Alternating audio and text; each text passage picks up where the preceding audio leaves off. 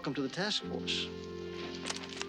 My name is Officer Mateo, and I'm here to teach you how to ride that motorcycle. Can I take it with me tonight? It's not funny, Anderson. These past couple of months, they've really been great. They just found a girl's body in a ravine near Sugar Ranch.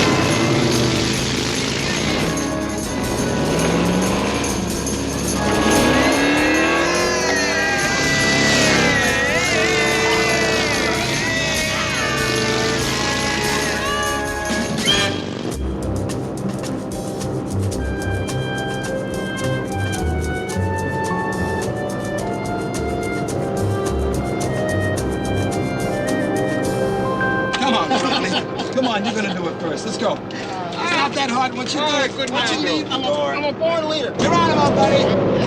Yeah, Geronimo and our sister Pocahontas.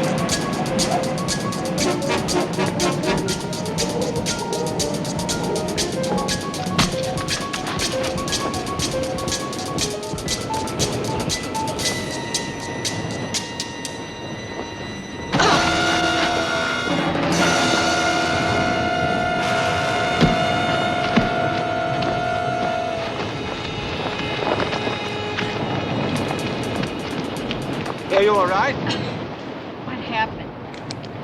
Let me see this. There's the culprit right there. You must have bent it on the way out.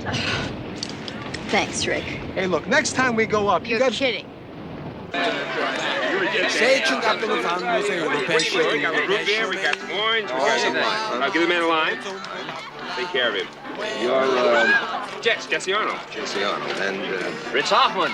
we received your applications last week. How do you open this? Oh, would you please take care of my man, please? Got it right. Thank you so much. Yes, give him the right Looks like I'll have to give you guys special consideration, if the soda's cold. Thank you, Captain. Hi, Pepper, putting them away? Trying. Chris Everett. Oh, watch out for his forehead. It's evil. With him, you gotta watch both hands at all times. Will you get out of here, spoil sport? Hi, Pepper. No, that doesn't count. What are you doing here? Come over here, Bill. We just had our first parachute jump. It was my first and last. This is Bill Crowley, Michelle Parker. Hi, how are you? Nice to She's see a friend you. of Rick Mateo, so Rick invited us to the party. Nice to meet you. This is Yancy Parnell, Ad Narc. Hey, how are you? But not for long. Hi. Not for long. This is the outfit I've been waiting for. The task force? All right. Yeah. He's here to make a few points with the brass. Male insecurity. Are you sure you're from Georgia?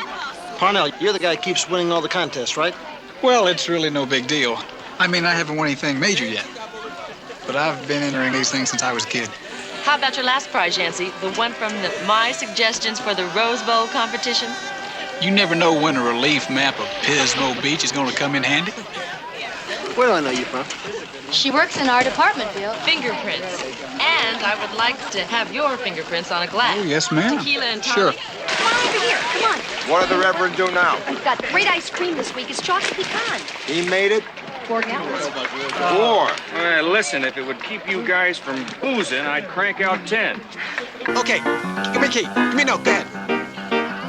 L'aurore di bianco vestita, già l'uscio dischiudi avanzò, di già con le rosso sedita, carezza di fiore lo stuolo. It's breaking my heart to remember the dreams we depended upon. You're leaving a slow dying ember. I'll miss you, my love, when you're gone. Hello. I wish you joy, Don't though make me cry. teardrops burn. But if someday you should want to return, oh, they non sei di luce manca. Till then, Hi, Bill. you're breaking my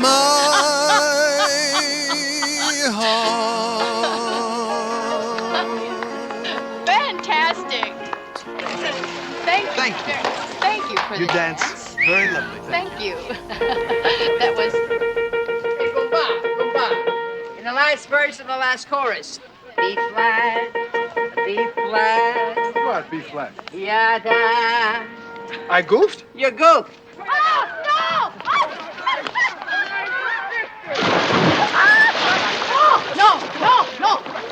No, this suit is not for swimming. All right, I No. promise. No, I don't trust you. I won't do it. I don't trust you. I swear to you. I swear to potato salad, I won't throw you in. You promise? I won't. I promise you. Oh, I'm not a fighter. I'm a lover. and a pretty good singer. Or an octopus. You gotta be kidding. What are you trying to prove? You got some kind of a death wish? You know, that's what they all say. But I'll make it. Ask Yancy. We both filled out our applications last Friday. Side by side, Sergeant Crowley. Well, wish you luck. I don't need luck. I'll race you, Sergeant Crowley, anytime you say. Me? Rick tells me you were quite a hot dog in your time. Did you say in my time? In your time. Honey, you just said the magic word. You got yourself a race anytime you say. There you go. Now. Now?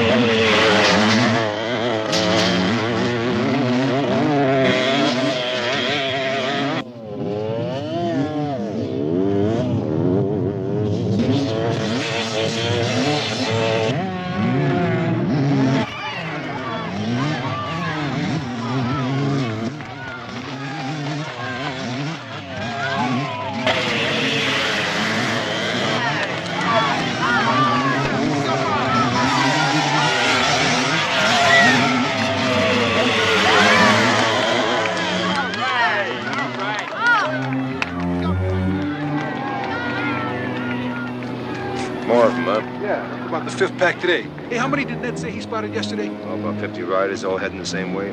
Yeah, Sugar Ranch. Any earth-shattering comments before we take off? Yeah, I have. It's about the bulletproof vest that we're getting, I hope. All right? But there's one little problem with them, Sarge. There's no guarantee. Oh, that's beautiful, beautiful. You get shot, you stay shot. That doesn't seem fair, does it, Sergeant? Oh. Gentlemen, the grievances of our compadre, our golden-throated friend, has been duly noted and will be filed in the men's room. Yeah. All right, let's hit the streets.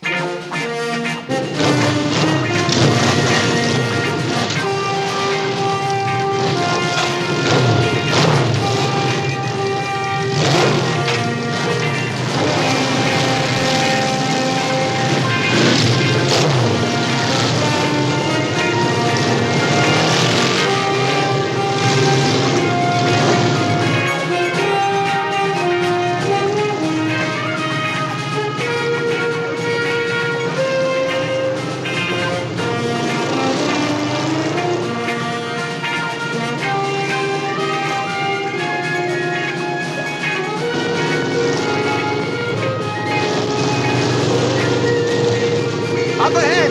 Let's check them out.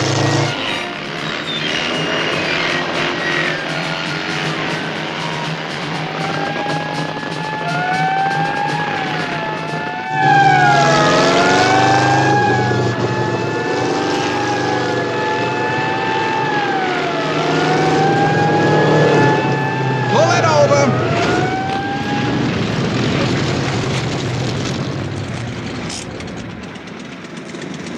¿Qué pasó?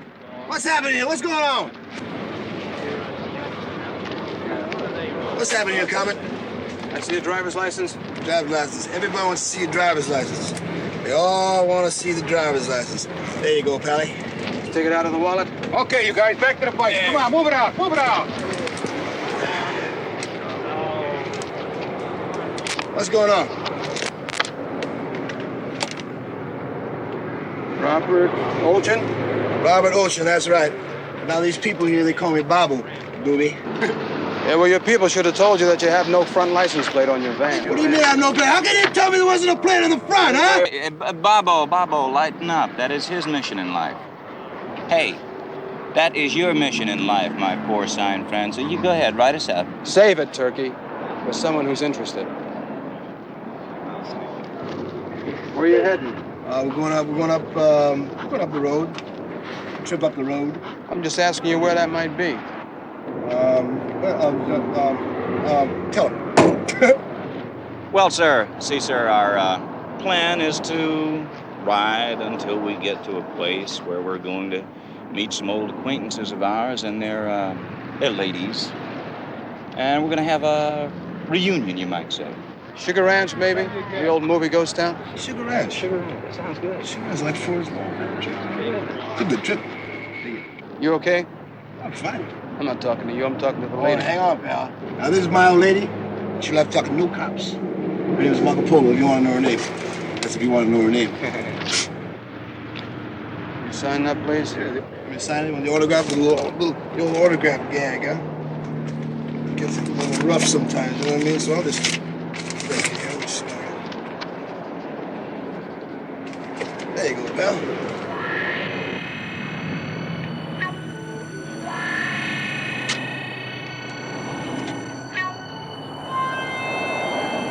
Let's boogie! Bye. Let's boogie!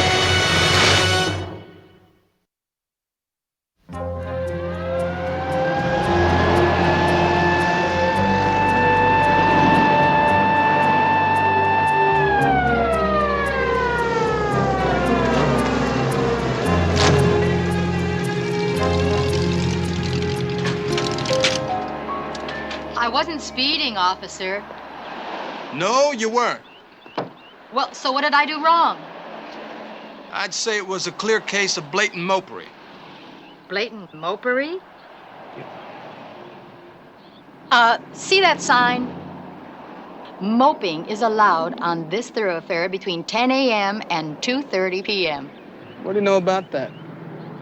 They must have changed the ordinance. So what are you charging me with?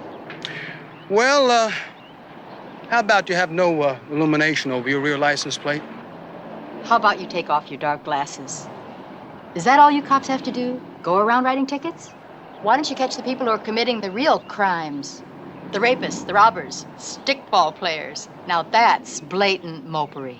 You know, that's a very good idea. We'll talk about it tonight over dinner. Suppose I tell you I already had plans, made weeks and weeks ago. Suppose I tell you that if... Suppose I tell you that I can charge you and book you for engine pumpering. Did I do that? Callously. I deserve dinner. I'm going to the basketball game with Rick Mateo tonight. You want to get another ticket and we'll all go together? I can't think of anything I'd rather do more than go to the basketball game with Rick Mateo. Yeah? I've heard all those old songs. Yeah, you sure you don't mind? Oh, are you kidding? No, you don't mind? Hey, sweetheart, how would you like to go to the basketball game tonight? No, thank you, sir. Those chauvinists upstairs, they turned down my task force application, but not for long. I've talked to my attorney, and she says that if I can... She says? Yes, she says if I can get enough girls in the department to sign applications, those deadheads upstairs are going to have to act. Take on at least a handful of us. Excuse me, I have to go talk to one of those deadheads upstairs. See you later, Yeah, sweetheart. I'm sorry, Michelle. Pepper, women must be allowed to work any division of the department they choose. Now, we have earned that right. Is that correct or isn't it? Well, yeah, sure. Good. Then you'll sign one and send it up, right? If it'll help, yeah, I'll sign. Great. Tolimicha così. Alla mai core. It means my life I'd give for you, heart and soul.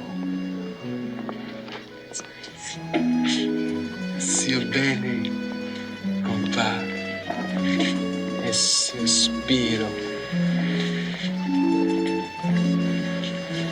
I pray you'll take my hand.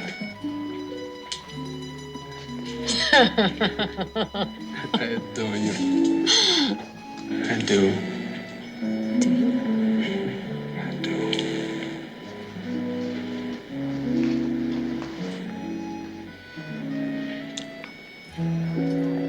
There it is. In every dream I stand breathless before you. I pray you'll take my hand. Carlo, remember when you used to dance on the Makota with me? Me, was I pretty like her back then? Liar.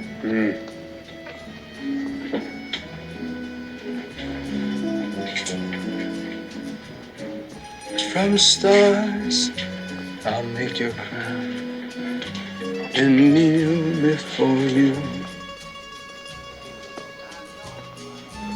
I pray you'll take my hand. I adore you. So open up your heart, please. I don't dare. Oh, yeah. Leading to heaven. A heaven. Look at me. Mine and yours. Anna Macore.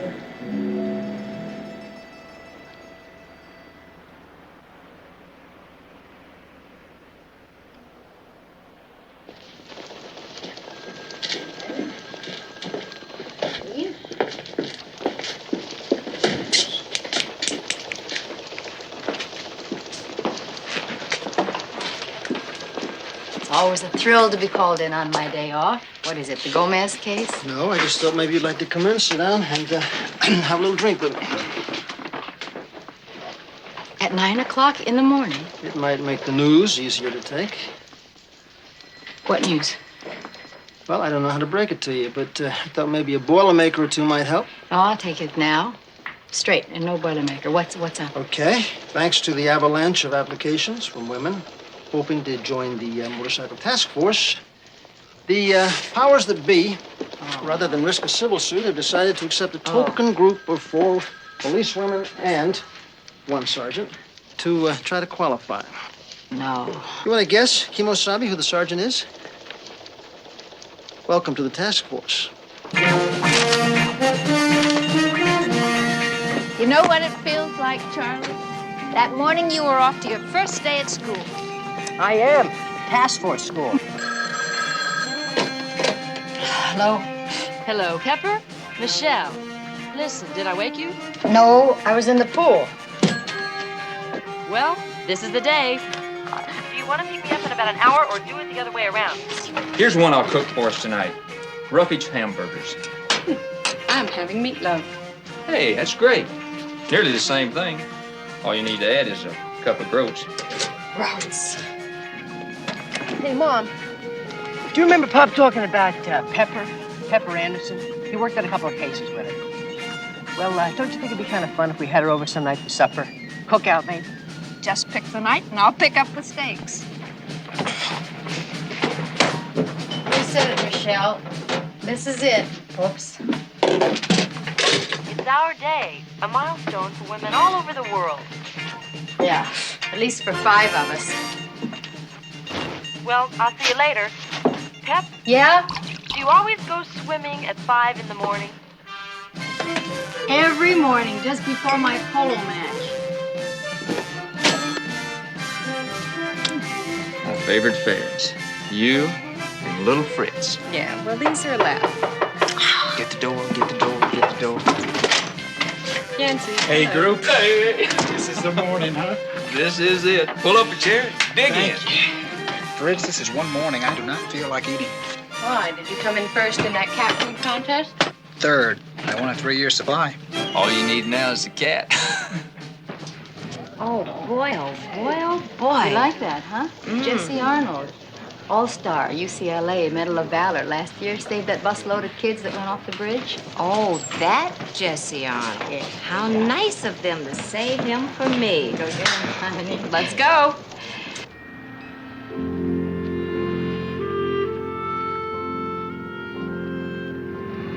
This is a motorcycle. It can kill you, or it can save your life.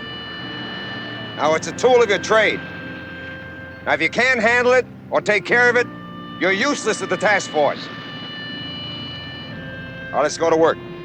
Mateo, Group 1, Crawford 2, Thorpe 3, Yavich 4. Down here on the left side of the motorcycle is the ignition key, and that will turn the motorcycle on. Extend your right arms, please, and put them on the right handlebar. That is the throttle. That will make the motorcycle go.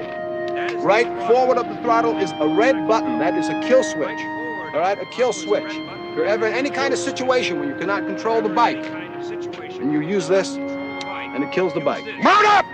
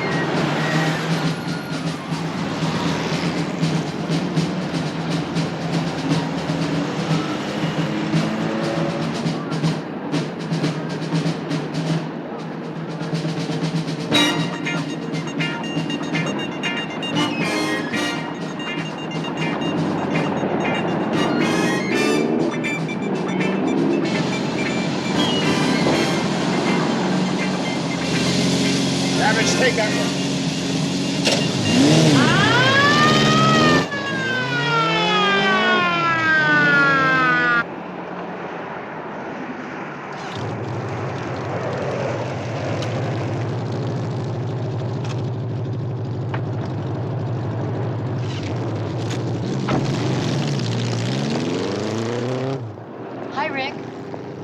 I say? Sorry about the opera. I forgot this was cruise night. Yeah, well, we can catch Aida anytime. That's nothing. Yeah, well, we got everything here but the camels. I don't believe it. Hi, Reverend. Hey, evening. Pepper. Say, I hope I didn't louse things up by putting Rick back on duty tonight. Oh, no, we can get a bite to eat later. It's... If there's anything that I can... Heather, what are you doing here? Heather! Who's Heather? That guy's unreal. It's his daughter.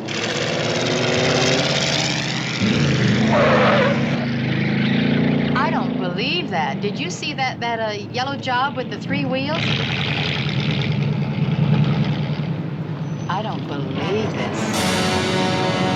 Well, here comes one of those packs I was telling you about. That one? Yep, that's it.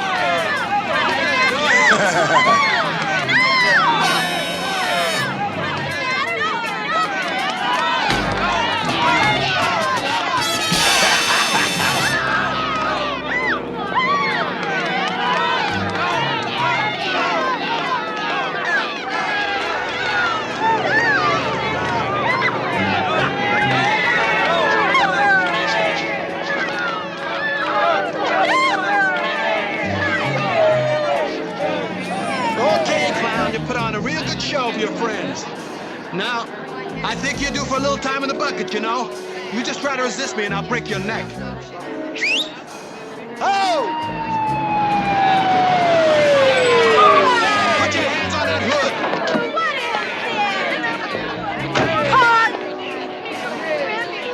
Come on, get him on him. Is she all right? She's all right. I'm all right. Hey, handsome. What did you have to butt into a little innocent fun for? Is he one of your freaks? He's one of Bobo's people. Yeah, I thought so. They smell like they both use the same cologne. Break it All right, come on, let's break it up. It's all over. Come on. Back it up, everybody. Come on, back it up. You know, Johnny, All right, come on, get up. Back it up. one day I'm everybody. gonna mop the street with that blue uniform. You can tap dance on his head.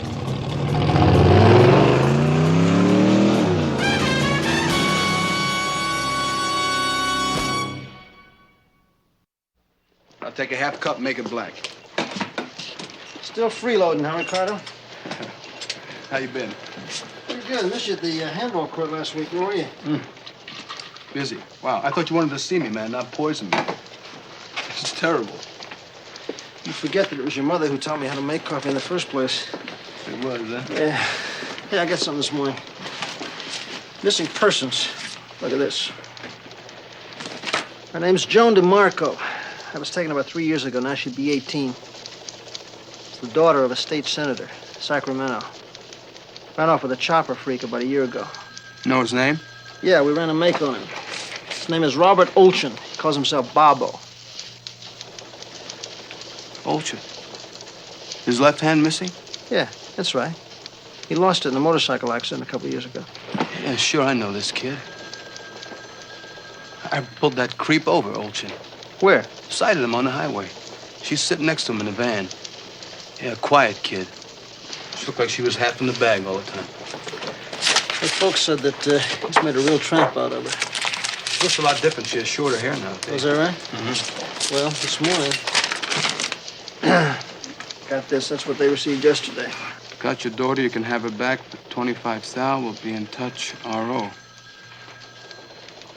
Robert Olchin? Mm-hmm. Yeah, but you think he's going to be dumb enough to put his name on something like this? Could be that spaced out. Or it could be proud of his work. You got any idea where you can locate her? I have a pretty good idea of where I can look, I'll tell you that.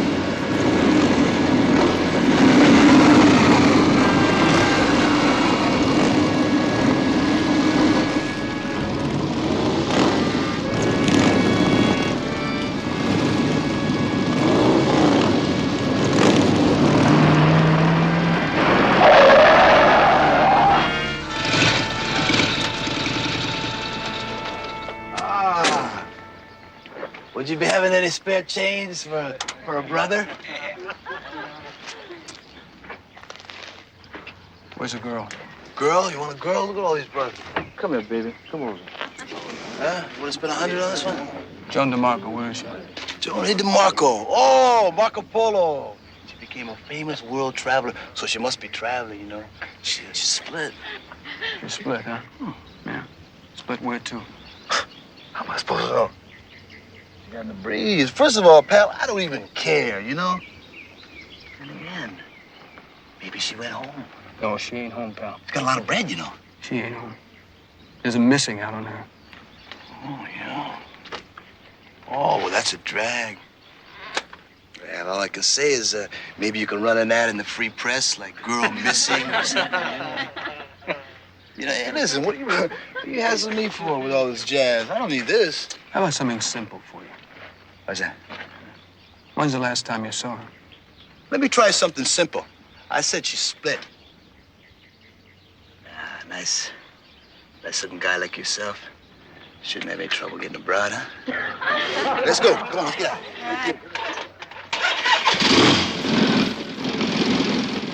I thought that redhead was your little chick. Just because she parked her butt on my bike a couple of times, that doesn't mean she's my lady.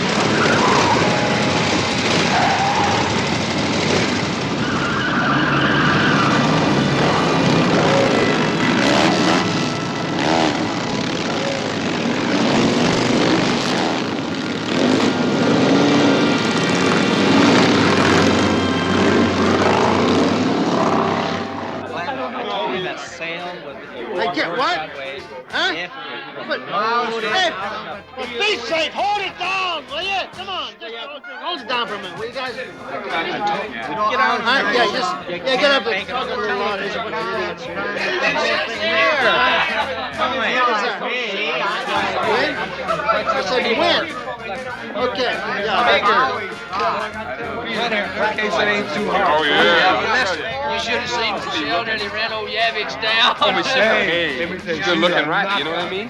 She can ride that bike. I was talking to her the other day. They just found a girl's body in a ravine near Sugar Ranch. The decomposition of the cadaver is severe, as you can see. And we won't have any luck with dental reports. The jaw was broken. Most of her teeth were knocked out, probably due to a fall down that ravine.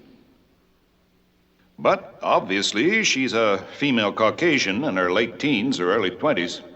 Was there any drug content in evidence? Yeah, pretty damn high.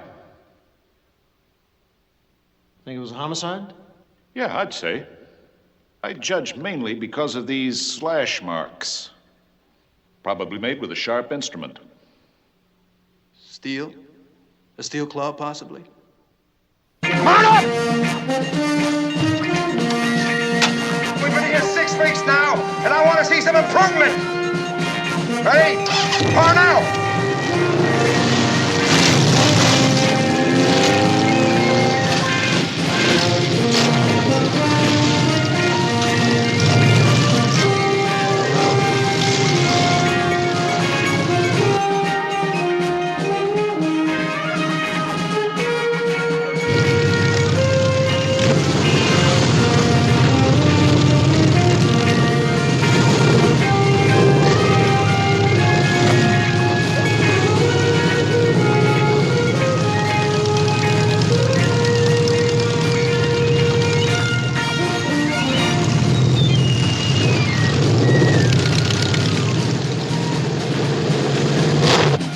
following officers please remain a few moments? Morrell, Randall, Peyton, French, Hennings, Taylor, Franklin, Johnson.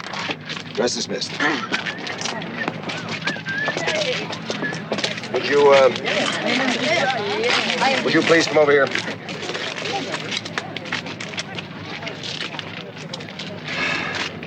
Look, I'll make this brief. Unfortunately, everyone can't be chosen a member of the task force. Now, we've observed you through all phases of training, and we feel that you need more work in order to qualify. I'm sorry, I know how you feel. But let me say this. With practice, I'm sure that most of you could qualify. And you're welcome to try again next year. Any questions?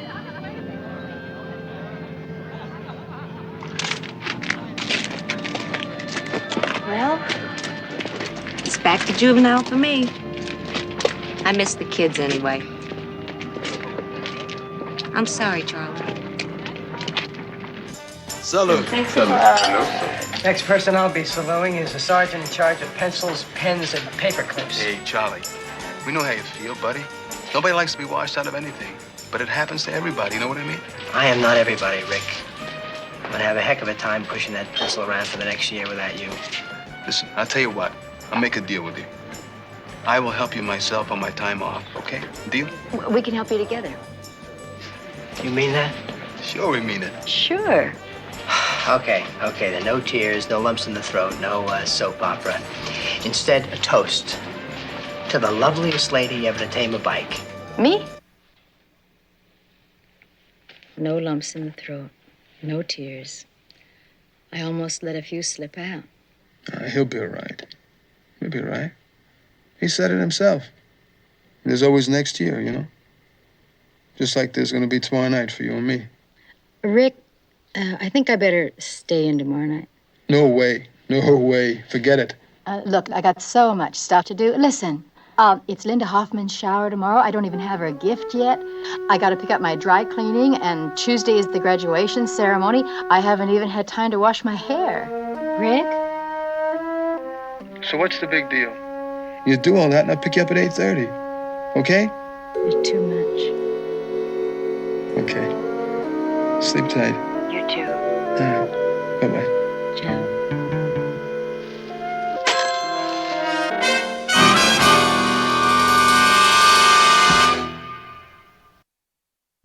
One more stitch.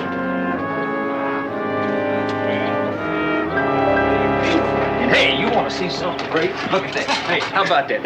How about that for a diploma? Beautiful. Now the women's lib has brainwashed you into sewing your cute little patch on there. Would you give me a hand, please? Yeah, here, Turkey. Hey, why do they call these things hibachis anyway? It's Japanese, Jesse. What else they gonna call it? Oh, yeah. Never thought about it that way. Stuff. Oh. Real. It's good. Austrian potato salad. Yeah, well, like my granddaddy used to say, they're good. Pussycat? Thank you. Thank you. Hey, give me the light fluid. Somebody got light fluid. There you go. Michelle, I want you to smell this bread. I baked it. So I hear. Well, it smells like bread, but I have one question. What in the world is hulled rice and wheat bread? Just wait till you taste it, honey. Yeah. You just wait. That whole rice is gonna go down like Yankee cannonball. Yeah, funny, Yancey. Ha ha. I like it. I like it. I think you've been polishing that bike too much, pal. Got to pamper them or else they're going to turn sour on you. Know what Sergeant Barnett said to me? I do, pray tell us. That our bikes will become like wives. Sort of like with this piston ring I thee wed. I wouldn't let Linda hear you say that. Ha! Well, Linda heard it. She's just here to say that this skinny little Fritz over here Hey, get some. is I thee wed to me. Hey, man, I'm not skinny. I'm slim. No, you skinny. Hey! Attention! Oh! All right, yeah. Oh, Let's have some of that. hey. Give me. Okay. Which one of you newly graduated motor cops is going to burn it for me? No, look at me. He's the host. Okay. That's right. You're elected, you skinny motor cop. Yeah, but you fat cats do all the eating. It's good. Rick, Bill had that talk with the chief. I'm going back with my unit, with Bill and Pete and Joe. Means I won't be seeing you every morning at the crack of dawn. Hey, I'm not gonna like that too much. No, neither am I. He explained that I did what I did to help out the other girls who might want to ride a bike, or an elephant, or an aardvark, or whatever they come up with. Did you have fun?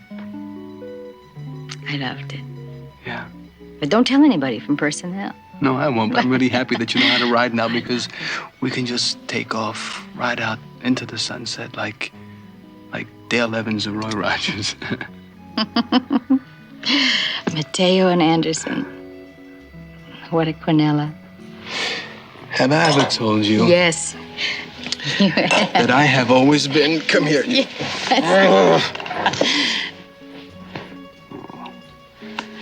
That I have always been a pretty happy guy, you know. I mean, reasonably happy. Yeah. Yeah, what a guy can expect out of life. But these past couple of months, they've really been great. They've been the best. They have been the best. Give me that mouth.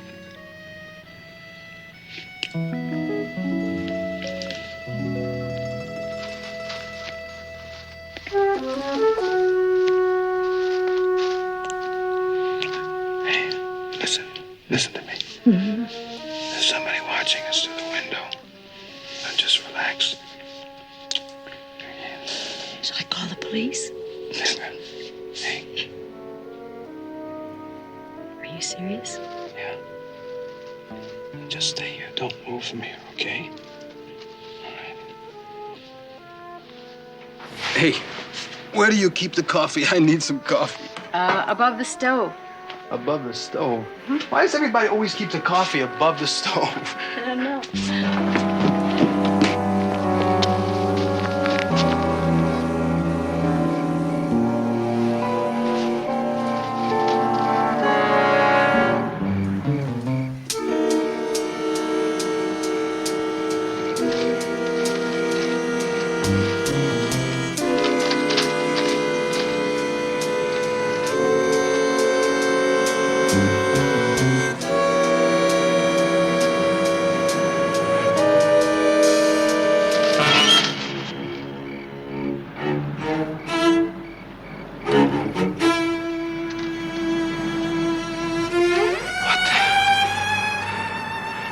What the hell are you doing here?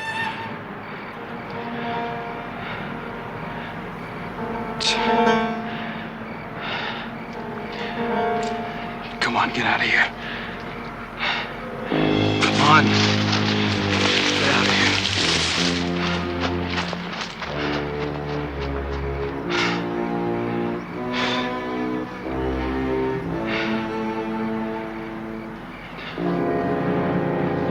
Who was it? Did you see him? Whoever it was, he got away. Did you get a good look at him? I couldn't see him. It was too dark. Listen, I really better go. It's getting pretty late, and I have to be in early tomorrow morning. I'll give you a call in the morning, okay?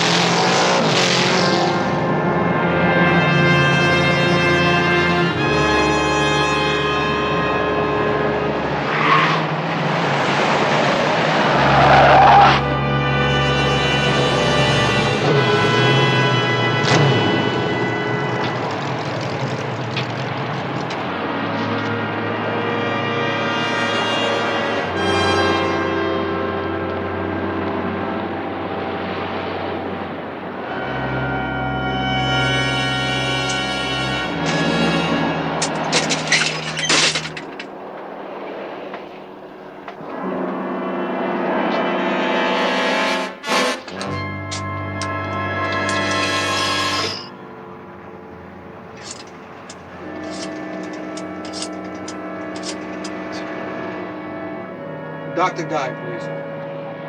Rick Mateo. Sweetheart, look, I'm really sorry to call you so late. Yeah, no, I got a little problem. I'm gonna talk to you about it. I'll be on duty most of the day tomorrow. I'll come by and see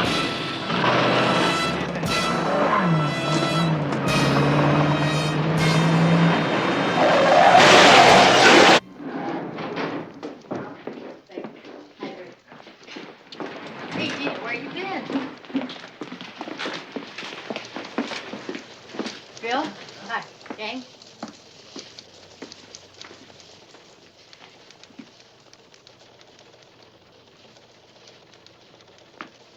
Bill?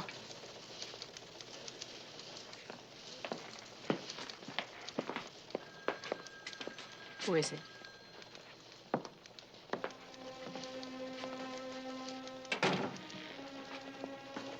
It's Rick.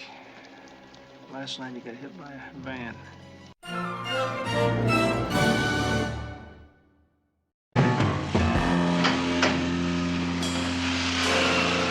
The cops want me, and if they find me, they're gonna make me talk. I mean, there's no doubt about that. But as of right now, we want him.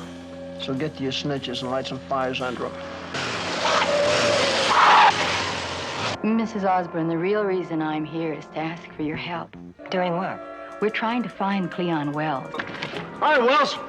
We're the police. Hold it right there.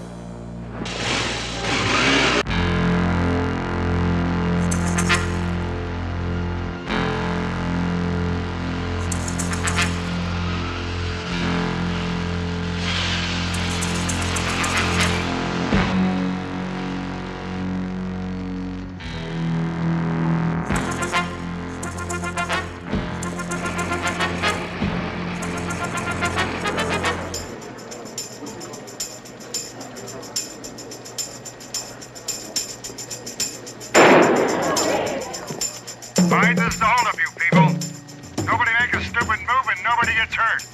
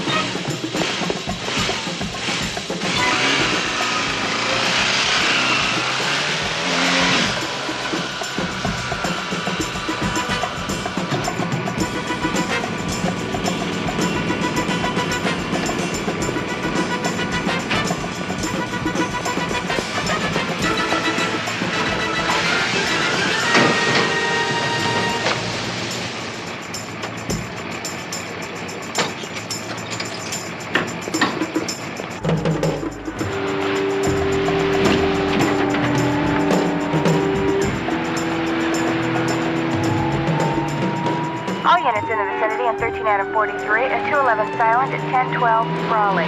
13 Adam 43, your call is code 3. Same memo as last week and the week before. Same disappearing motorcycle act. Taking it kind of personally, aren't you? No, I'm not taking it personally. I just get tired of being outsmarted once a week.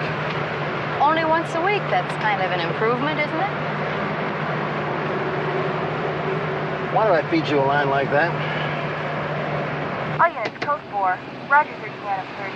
That's Sam Queen Adam 85. Well, they got here fast. Yeah, it's not fast enough.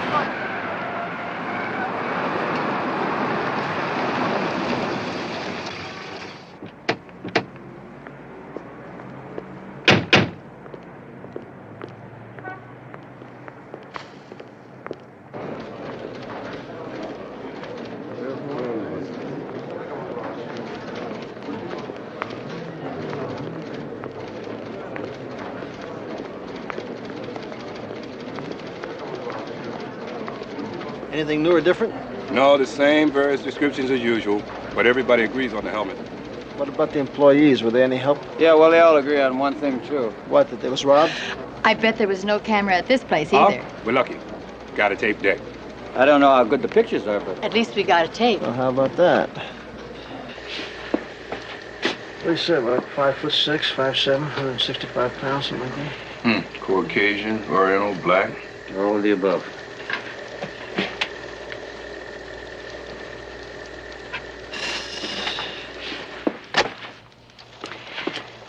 He didn't carry out any more than he could carry easily.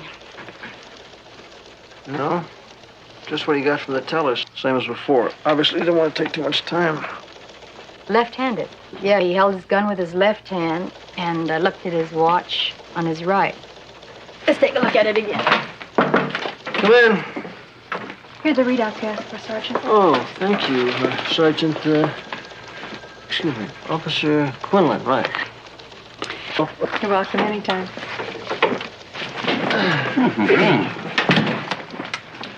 She's in Taberlane. Quinlan. Certainly is. Quinny. Yeah, I thought I remembered some holdups a few years ago with them all similar to the ones we've been working on. Like, well, I mean, not exactly the same, but close. Disguises, the quick getaway, the recorded voice, all that. So So you took your recollections down to tabulating on the first floor, and Officer Quinlan fed them into the computer. 2130, it's an incredible machine. Must be, with measurements like that. Yeah, well, let's see what we got here. Andrew Turner and Raymond Osborne convicted 6 counts of armed robbery, still serving time in a federal penitentiary. Cleon Wells, now there's a familiar name. Sure is. Big rap sheet. Armed robbery, assault, GT, burglary. Probably serving time somewhere, usually. Not necessarily. It seems he turned state's evidence against these other 2 clowns, Turner and Osborne. His testimony put him away, and he got off with 2 years, which were up a little more than 2 months ago. How about a description? He back on the streets? Yeah, you could say he's back on the streets, but it's more likely an alley. Who was his parole officer? Albert Mark, his P.O., has reported him in violation of parole, disappeared 2 weeks after he got out. Male, Caucasian, 36 years old, 6'4", 270 pounds. My type, but definitely not our hold-up man. Nobody could be running it, couldn't he? With a new set of partners. Motorcycle disappearing with 2 riders in broad daylight. And with money. All right. Cleon Wells has been on the wanted list for a couple of months, but as of right now, we want him. So get to your snitches and light some fires under him. Triple it if you have to. See you later, Ben. Yeah. I got a list of some names here for you to check out. When it comes to girls' friends, looks like, Cleon like variety. These 2 in jail, they have family? Yeah, I think so. Yeah, Osborne was married and has 2 children. Turner's married and has 1 kid. Both the wives still live in town. His address is current? You think the computer would lie to me? Of course not. Sergeant, Crowley.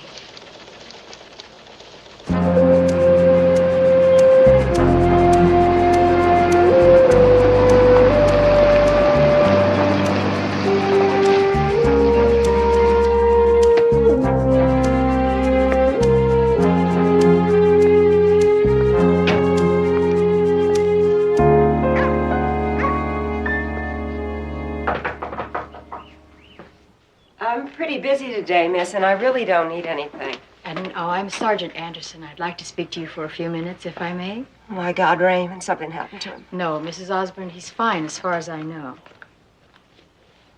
Oh, well, come on in. Would you like a cup of coffee? That'd be good, black. No sugar. Okay, go on in. I'll heat it up. All right. Thank you.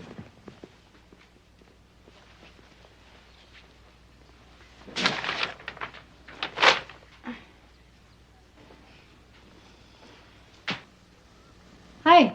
Hi. Who are you? I'm the Osborne kid. I'm Harry. Hi, Harry. Harry, this is, Miss Anderson. We've met. Mom, may I play over at Spruce's house? Sure. You be careful crossing the streets, huh? Look both ways. Okay, don't worry, Mom. He's adorable. Well, let's face it. You're right. Coffee's hot. Let's have a cup.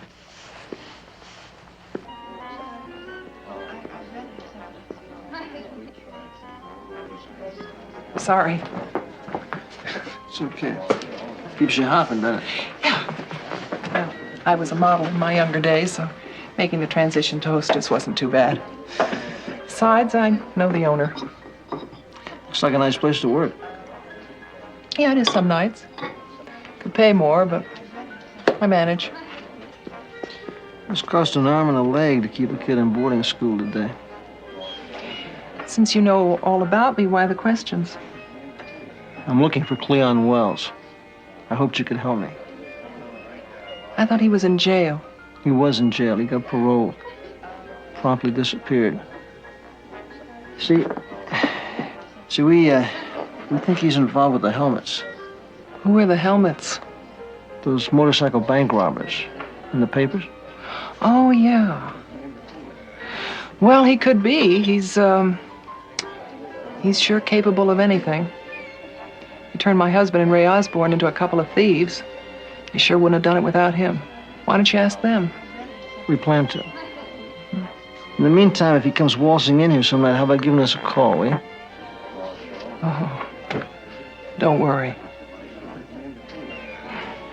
Give Andy my best, okay? Okay. Now, this Andy Turner, were your husband and he good friends? Since high school. They were in the same unit in the service. Andy and Ray had the same problem. No jobs. Do you know the third man, Cleon Wells? I didn't even know he existed until he testified. You know, the whole thing was his idea from the beginning. He planned those crimes. Gloria and I didn't know what was going on. We were just happy the boys were working steady and brought home some money. Is that Gloria Turner? Uh-huh. Well, what did your husbands tell you that they did for a living? Clerical work for the Racing Association. That's what they told us. Oh, they both knew some accounting, so it made sense. They said once in a while they'd get inside information on a horse, and they'd bet on it, and they won. I believed it. Every bit of it. Listen, I had a friend once. Her husband kept telling her he went fishing. He even brought home the fish. It's easy to be deceived. Mrs. Osborne, the real reason I'm here is to ask for your help. Doing what? We're trying to find Cleon Wells. Did he escape? He was released. Oh, that's right. He got the short term. What's he done now?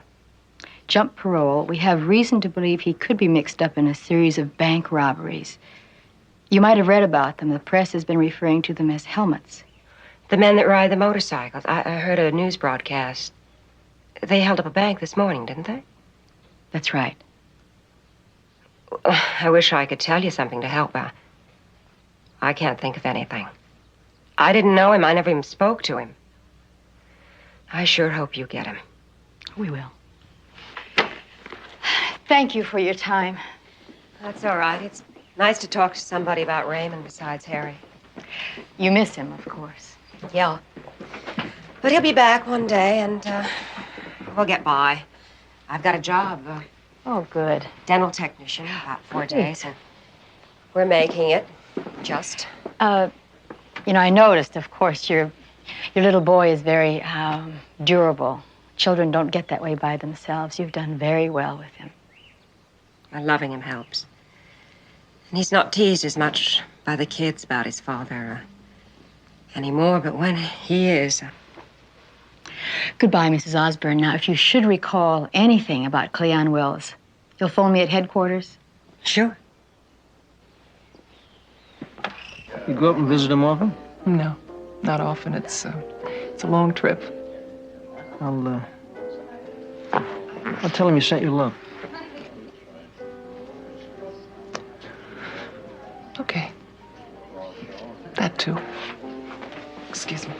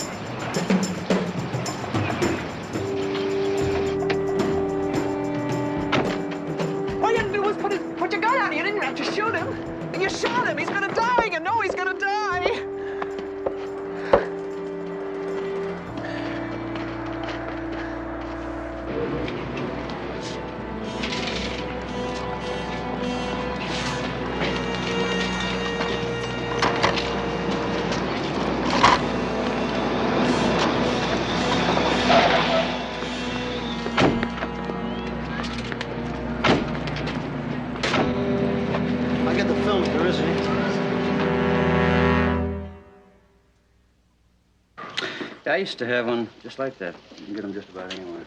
This guy probably stole it. Oh, Crowley, what's happening? Hello, Doc. Everything's slow in pathology, huh? Got a little... Pepper, you are the picture of health. Told you guys. But then that's the way it always is. You gentlemen will have to step outside while I examine the patient. Doc, listen before you lose your head. We got some tape here on a bank robber. Joe, you put that in? Yes, sir, right away. We've looked at it so many times, we've run out of ideas. We thought maybe you might come up with a thought.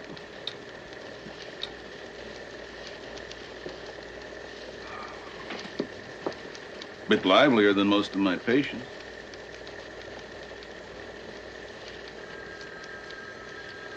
Awkward bit of running there at the end. Yeah, he was scared. I don't think he meant to shoot that guy. It looked like an accident to me. How is he, by the way, Doctor? Have you heard? Oh, he's still critical. May I see the thing again? Joe? Sure, Doc. Look, you can have my seat. I'm gonna follow Huntsville. Thanks. See you later.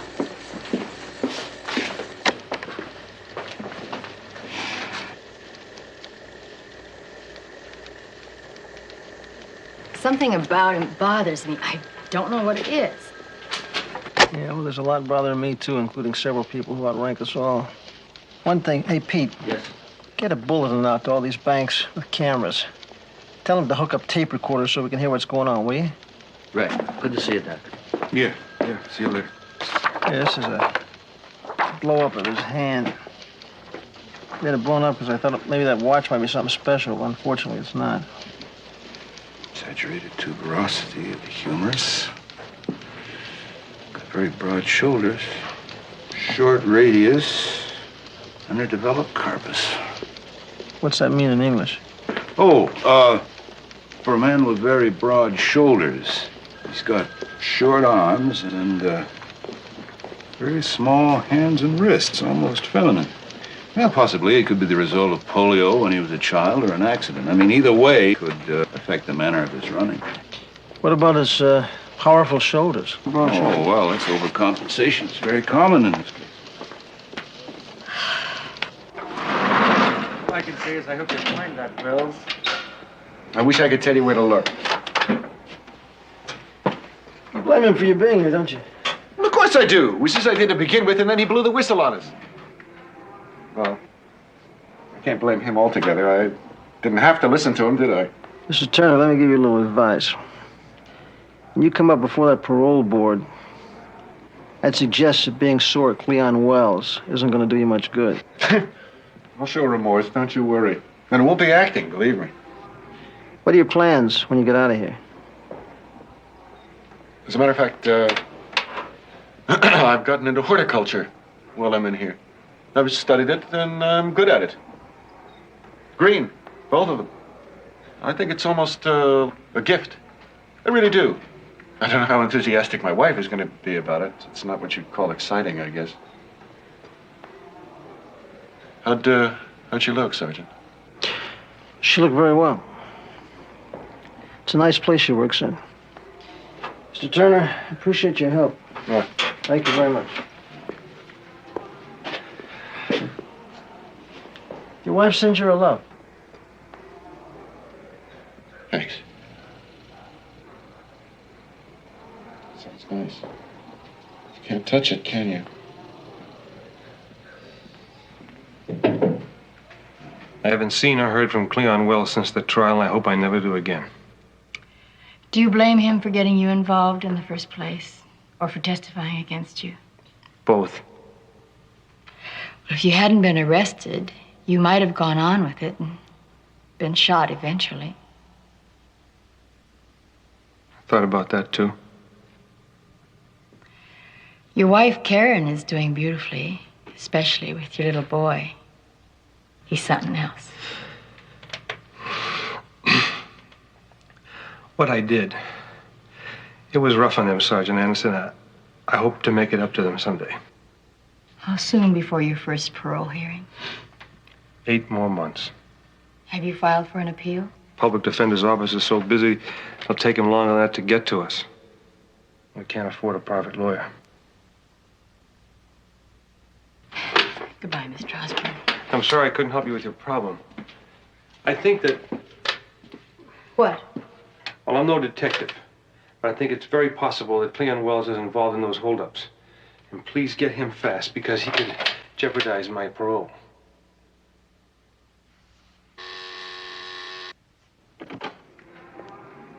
Now, look, we can't quit. We haven't got the 15,000. We're gonna have to do it some other way. Like what? Look, you know the lawyer needs the money up front before you even file for an appeal. Now, look, if Gloria feels so uptight about it, maybe she should quit. I can handle the bike, and maybe we can get another man for the pickup. Don't be silly. We couldn't find anybody we could trust. Look, the point is that even though the gun was in my hand, we're all wanted for assault and murder if he dies. Now, nobody quits. What, is that a threat? Oh, I'm not threatening anyone. Gloria, will you sit down and relax? Okay.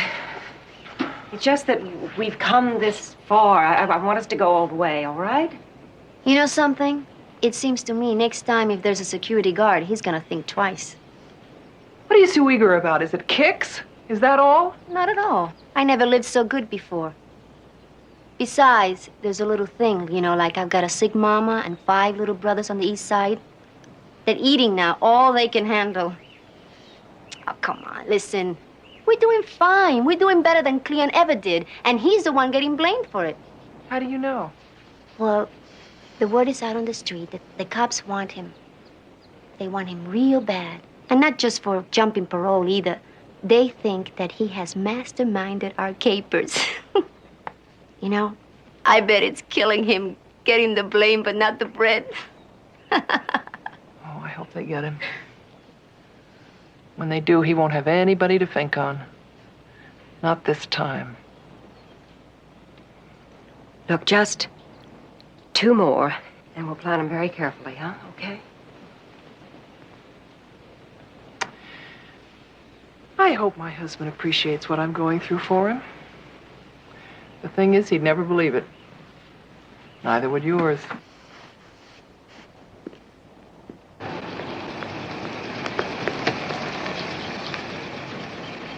$2112 East Anchorage Boulevard, Cleon's new lady friend's address.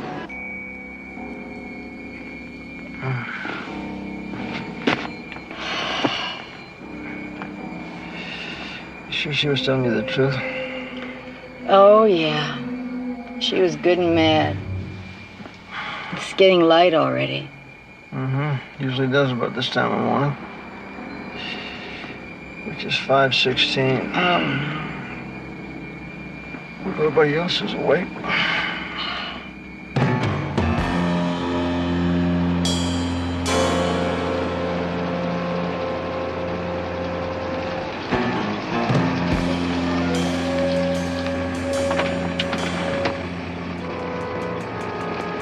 Cleo Wells. Move on it.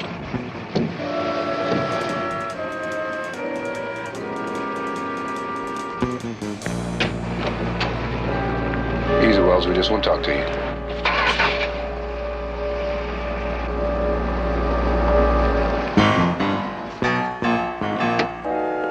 All right, Wells. We're the police. Hold it right there. Back off. This way, Santa. Go.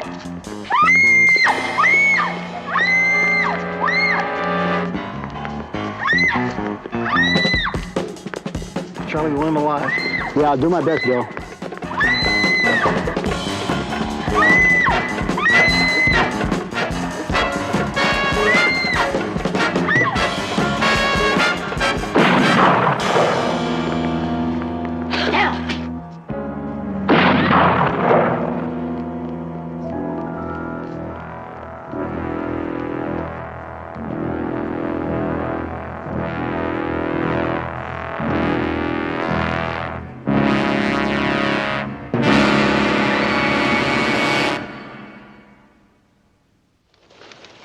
Hey, did you get caught up on your sleep today? Not enough. Well, I can't sleep in the afternoon. Maybe you're not doing it right. Wasn't this our usual day to expect to hold up? Nothing, huh? Nope. Maybe with Cleon out of the way, so are the holdups. Although I wouldn't make a bet on it. Oh, yeah. He might have invented this MO, but he didn't take patent on it. His 2 buddies are likely to try it any time without him. Yeah. Sergeant Crowley, yeah. Yes. Hold on just a minute, please. Who is it? It's your friend Miriam. Hello? Yeah, I'm sorry. It was an... All right, you stay right where you are, Miriam. We'll be right over. She's pretty broken up about Wells. She wants to talk to us. There goes your slip again. You said you wanted him alive. We did, Miriam. He wouldn't surrender, tried to shoot his way free. She's telling you the truth, Miriam. We just wanted to talk to him. We really did. That Luella Kane. Did you lock her up? No charges against her. She's in pretty bad shape. I think she really loved him. Why, sure. Everybody loved Cleo. I mean, all the ladies. There's this problem. That's what you want to tell us about, isn't it, Miriam? The names of all of Cleon's women? That Luella Kane. She was new. I mean, he took up with her after he got out. Before he went up, there was a whole string of them. There's Cindy Washington. She's in jail herself now. And then there was the one he was going with before the trial. I don't know. She got her picture in the paper. And Dorothy Wilson. Yeah, I saw her the other night. She was with some new dude. I mean, she was all gussied up. She had on earrings and the big hairdo. She stared right through me. Miriam, did Cleon ever talk to you about how he worked his holdups? He never wanted to talk about business. You think he might have wanted to with any of the others? I don't know. I just don't know. All right, this is the holdup, you people. Nobody make a stupid move and nobody gets hurt.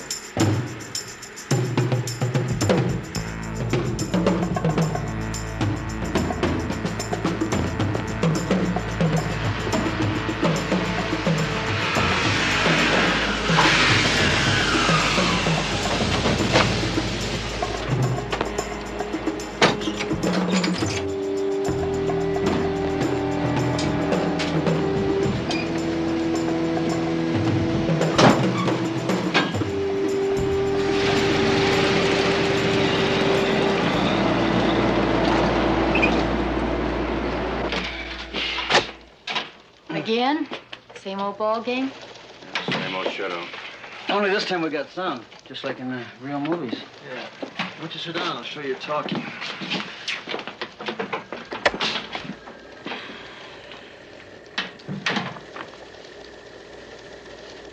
All right, this is the holdup, you people.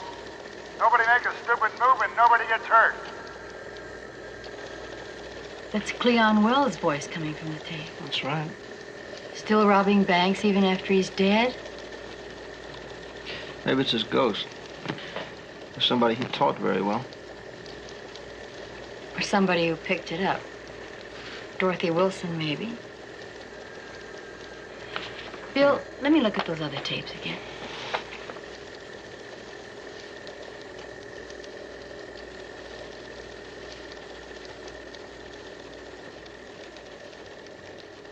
Hold it there, Bill.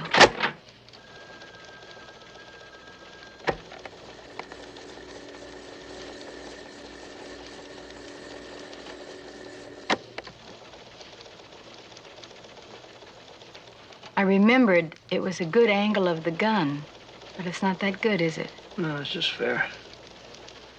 Looks like a short-barreled .38.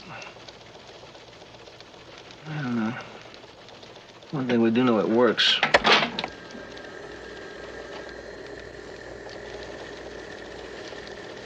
Well, 4,100 apiece. It's not much, but it's ours. Okay. So we need another 5,000 between us, and 6 would be better. All right, and Sunny Valley Bank will take care of that.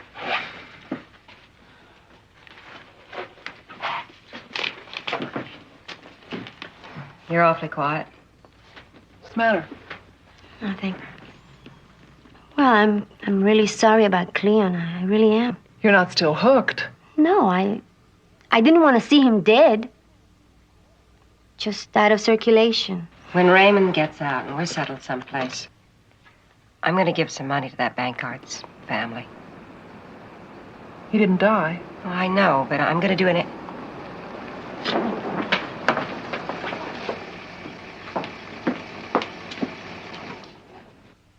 Is that Sergeant Anderson?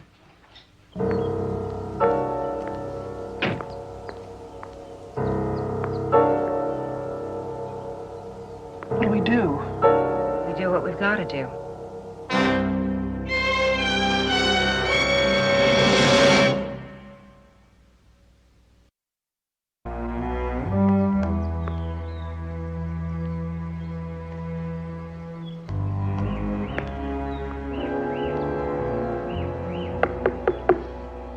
Coming. Hi. How are you, Karen? I know you're busy. I won't take up too much of No, your no, no. time. Okay, come on. I'm sure I'd love interruption. Sit down. Coffee's hot. I'll get some. Were you able to see Raymond? Gloria said you might. Yes, yes, I did. I liked him. He sure misses you and Harry. How's he look? Good. Certainly not your typical looking bank robber. Well, who is? Well, what can I do for you? I'd like to show you this picture of this girl. Well, that's Dorothy. What's her name? I saw her at the trial. Dorothy Wilson, Cleon's girlfriend. Do you have any idea where she might be right now? No, none at all. He was killed the other day, wasn't he? Are you left-handed? Yeah. Yes, he was, it was yesterday. You think she had something to do with it? Possibly, and she might have had something to do with the helmets. I see you have a for sale sign outside. Yeah, I can't possibly afford to keep this place. Prices doing what they are. And we'll probably move somewhere when Raymond gets out. Start fresh. Harry's over at my mother's. Do you think this Gloria Turner would know anything about the girl? Well, I'm sure she doesn't, but it wouldn't hurt to ask. Well, I stopped by the restaurant where she works, but it was her day off. Thank you, and thank you for the coffee. Oh, yeah, anytime.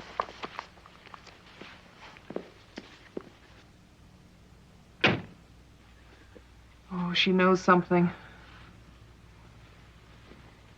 No. Of course she does. You heard what she said about me being involved with the helmets. It's only because your connection with Cleon Wells. My connection with Cleon Wells is what got us together on this. Now, look. The cops want me, and if they find me, they're gonna make me talk. I mean, there's no doubt about that. So I'm gonna split right now. Now, wait a minute. Now, what do you mean, make you talk? You don't have to say anything unless there's a lawyer sitting right beside you. Just the same, I don't believe in taking any more chances than... Now, wait a minute. I have an idea. Why don't we hit the Sunny Valley Bank now, today? No, no way. Dorothy, hold it. It's a good idea. The helmets have never done two jobs the same day. And it's big. That's right. And we've got more than 2 hours.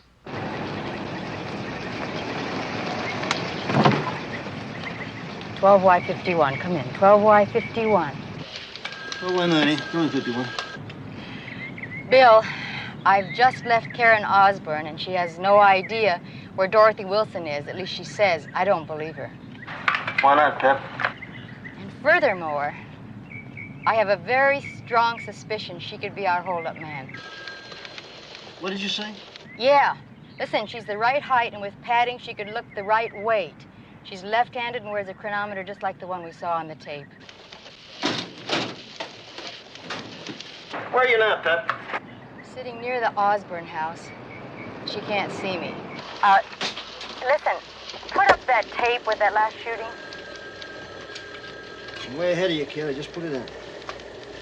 Run it up to the spot just before the escape, will you? Gotcha. Bill, a green and white Ford pickup with four-wheel blue and gold horse trailer is backing out of the Osborne driveway. Looks like Dorothy Wilson driving. Let me give you a license number. Adam Denver 3520. I'm gonna tail it south on Frawley. I'm gonna make on that through DMV right away. I'm gonna let her get a little Ahead. What about that tape? Okay, I got the right spot. Now what? Well, watch your right hand. Okay, she just put it inside of her collar. I mean, inside of his collar. What does that mean? He's adjusting his bra. That's what that means. Pepper, I think you're right. Over.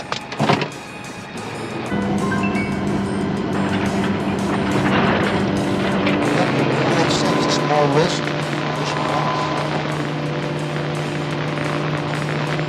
Bill, we're north on Dubois. Radio reception is poor, but did you get a make on it? Just got it. Registered to Dorothy E. Wilson.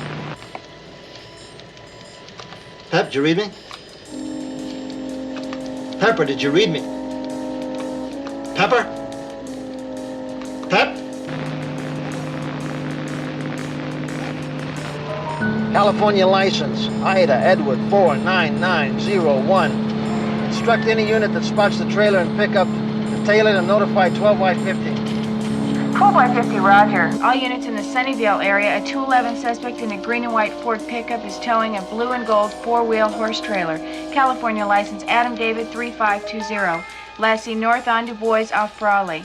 Do not apprehend. Stake and tail. Notify 12Y50 on TAC 1 for further instructions. 12Y51. I have the pickup and the trailer in sight. Approximately 1/2 mile from Willoughby Canyon, eastbound on Archway Avenue. 12Y51, Roger. Switch to TAC 1 and repeat. 12Y50, did you copy 51? Roger. 12Y50, come in. Hey, Pep. We're westbound on Archway Avenue, about 4 or 5 miles from the Sunny Valley Shopping Center. There are 2 banks in Sunny Valley Shopping Center, aren't there? That's right, there are. Don't you think a horse trailer would be a good place to hide a motorcycle? Yeah, Pep. Backup's on its way. Just take care. Just keep it in sight. I'm heading into a side street. I think she might have spotted me. You better step on it a bit. She's been riding a point a long time.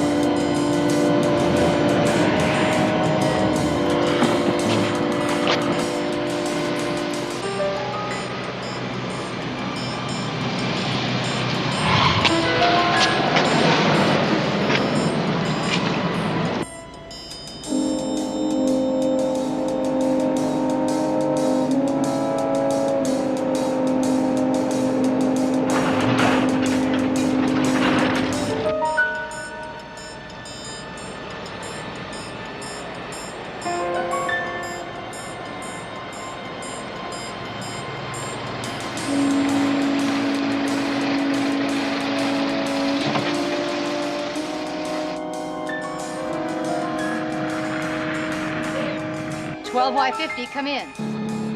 Yeah, Pep. I've lost him.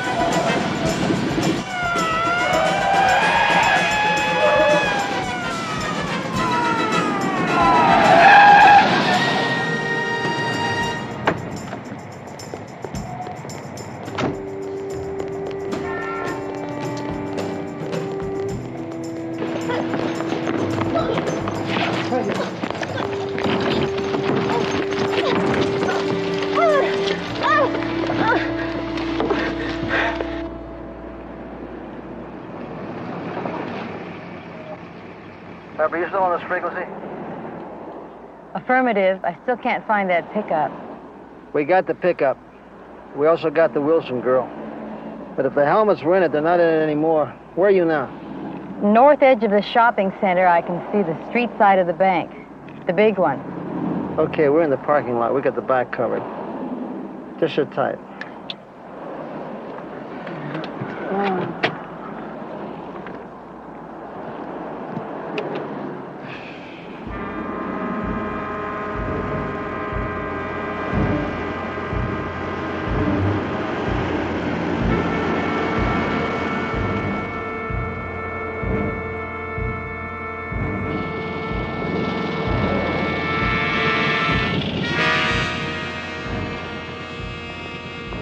That's the same cop that talked to me at the restaurant. They've staked us out. Maybe not, but there are too many of them to do anything to them. Let's find Dorothy.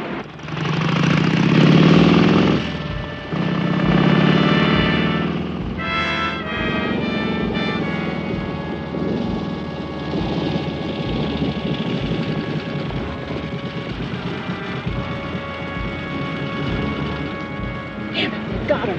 Keep moving, nice and easy.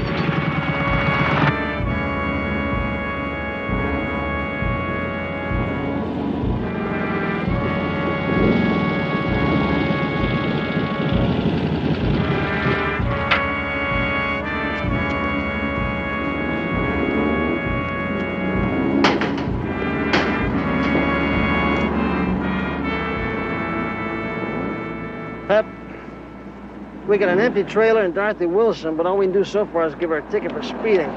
But we've made the connection, Bill. They've got to be around here somewhere. Bill, hold on.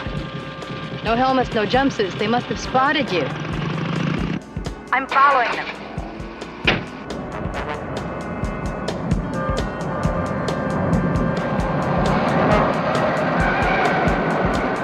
All units, I've got them southbound now on Becker Drive.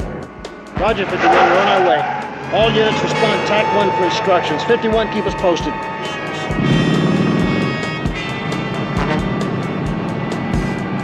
Bill, license number 1K8539. Did you read that? I think they're headed toward the park.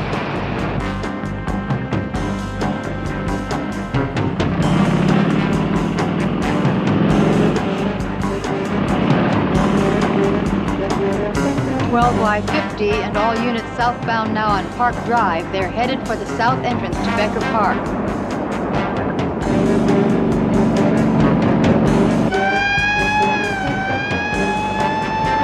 Bill, we're now entering the park, south entrance. Roger, 51. We're entering the park to the north. With any luck, we should have a box in at Junction Drive. 13A74, block the Junction Road at Park Drive. That's a Roger, 50.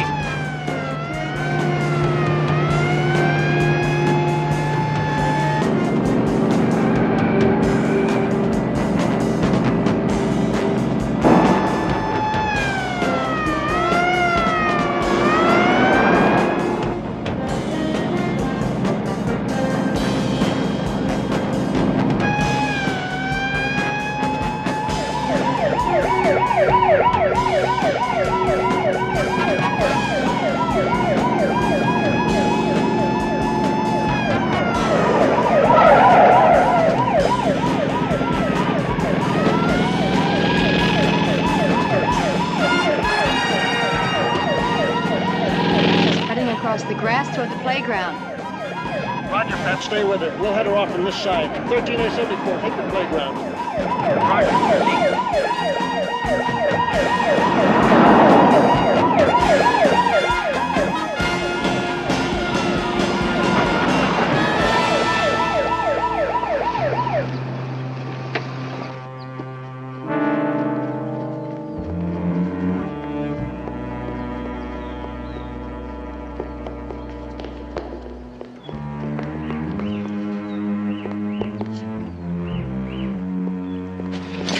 All right, drop the gun. Put it down. Put it down. Put it down. Karen, you're not going to use it. Put it down. Put it down.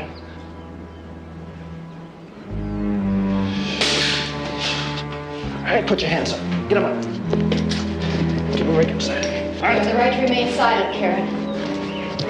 That guard I shot, is he? He's okay. He's gonna make it. I'm sure glad it's over with. Listen, I should have known it was a woman when I saw her run out of the bank. Because I've had enough of them run away from me, I should know what it looks like. Too modest. That's real devotion, isn't it? I mean, You know me too well, Barney. I don't know. I know a girl that... Hi, fellas. hey. Hey, slide over. All right. How are you? Okay, Wait. listen. We're just talking about the helmets. Uh-huh. I got a question for you. If I ever get married again, you think I could find me a lady who might hold up a bank for me? You're too chicken to get married. Yeah? A toast. Tom. To the most observant policewoman on this table. Don't you mean at this table? Well, maybe I'm jumping ahead a bit. You mean the bra strap. Men aren't supposed to notice things like that. We just did. Pepper, I gotta tell you something. You're lucky. I prefer adjectives like observant, brilliant policewoman. Yeah, well, you're lucky. If that lady had been into women's lib, now you think about it, and she was a bra burner, we'd still be looking for a couple of guys, you know what I mean?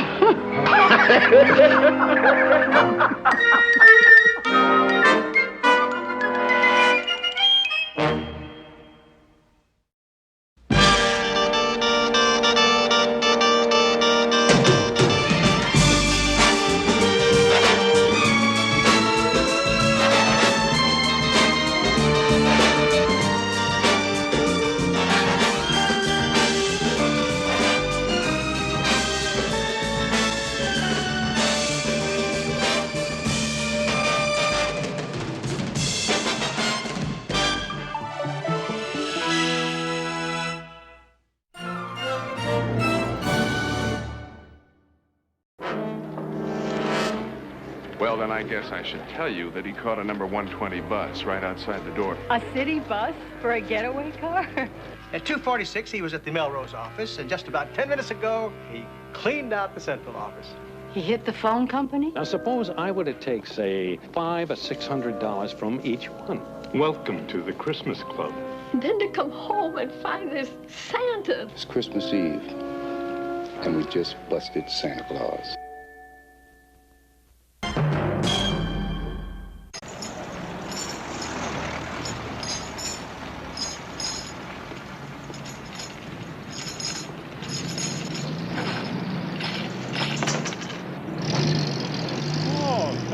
Merry Christmas.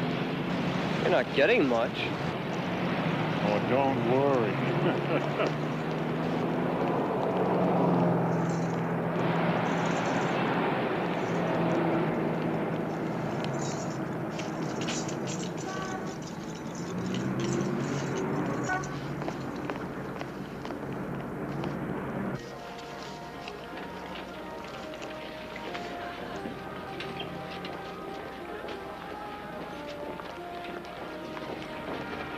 Excuse me. Hello.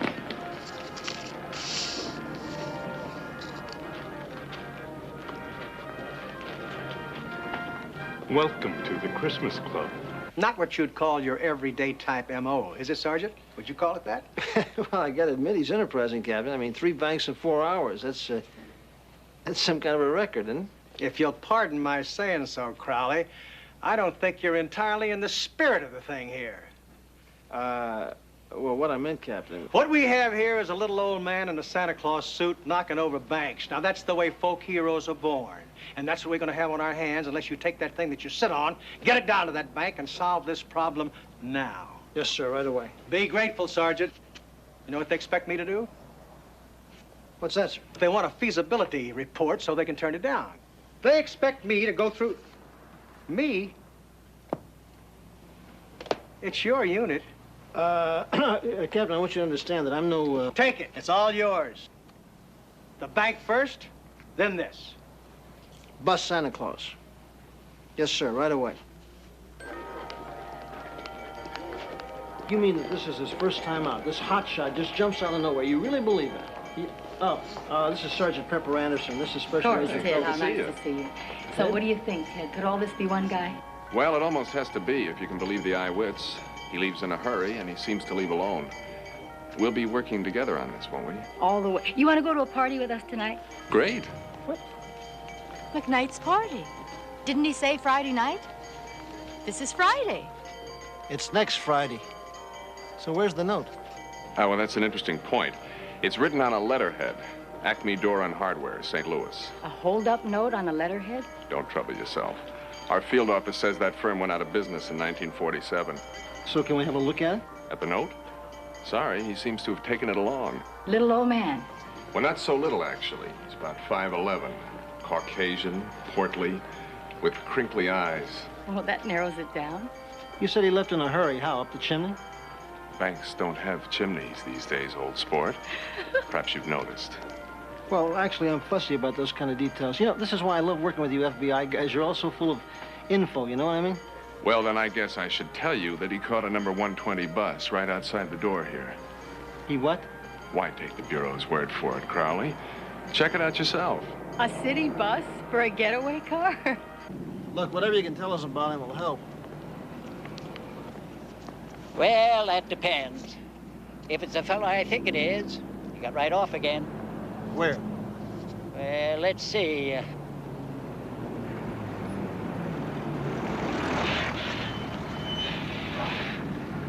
Must have been the very next light.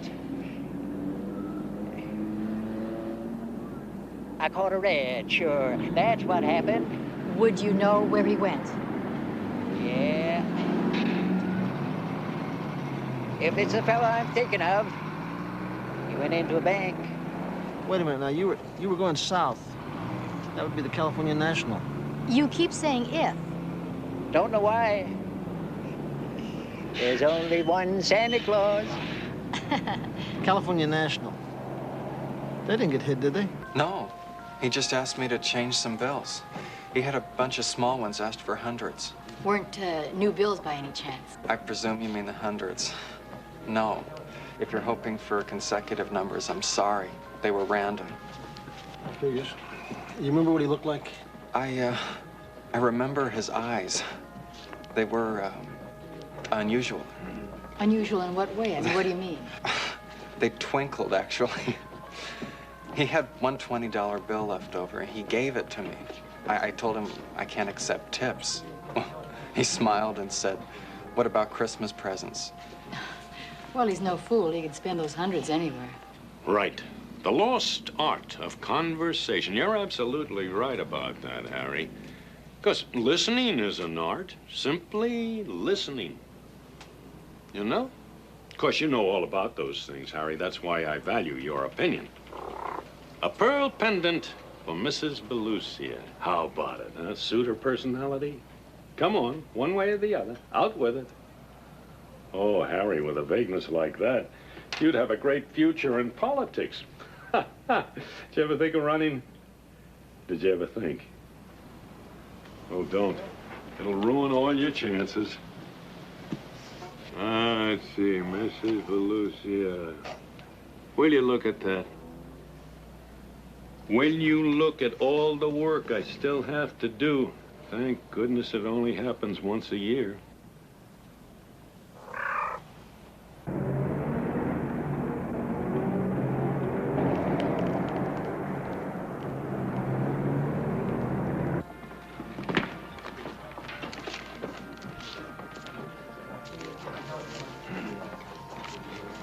Be generous. It's Christmas. Well, I'm working on it, Captain.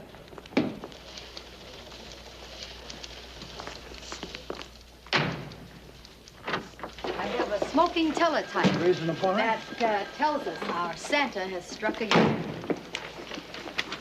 Oh, that's great. I needed that. Department of Water and Power this time, and he has a pattern. Yeah? A good pattern. Know how he worked it? The 102 bus, see? Cleverly marked in red. All the banks are on the one line. 1, 2, 3. Hits a bank, catches a bus. Hits a bank, catches a bus. 3 banks in 4 hours. So where is he now?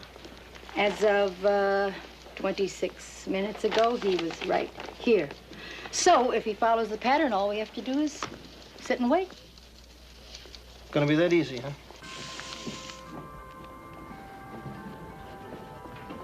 Who says it's only the thought that counts? Really? Does it take three of you not to watch this machine? Well, I was watching them, actually. Pepper, listen, where did you get that pattern? How'd you come up with that?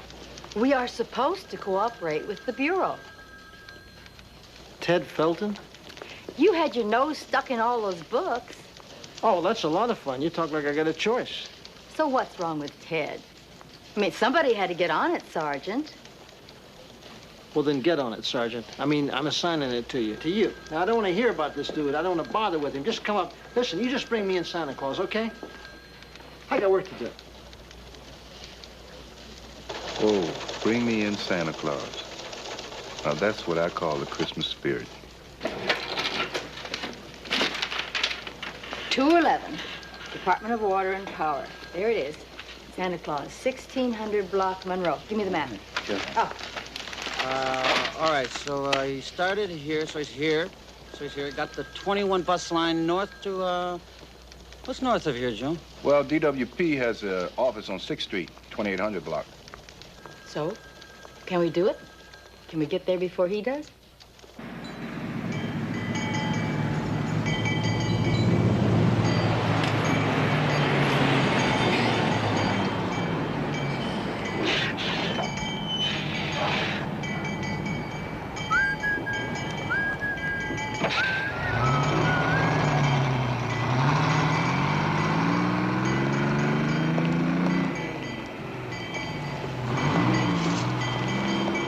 Y51. Well, Y51, go ahead. Well, the 21 bus just came and went, and no Santa Claus. Well, let's see then. The next one is due in 15 minutes. Keep an eye out.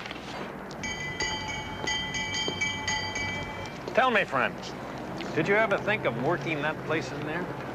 You're kidding? Hey, they won't give me a nickel, man. Them people in there's paying the bills. Look, I'm in the same business myself. I'm going to tell you something funny about those people in there. They have got to find something to do with the change. You dig?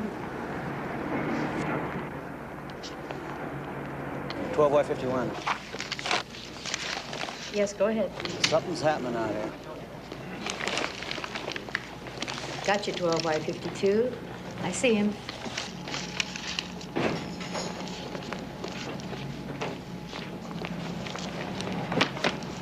May I help you? Oh, definitely.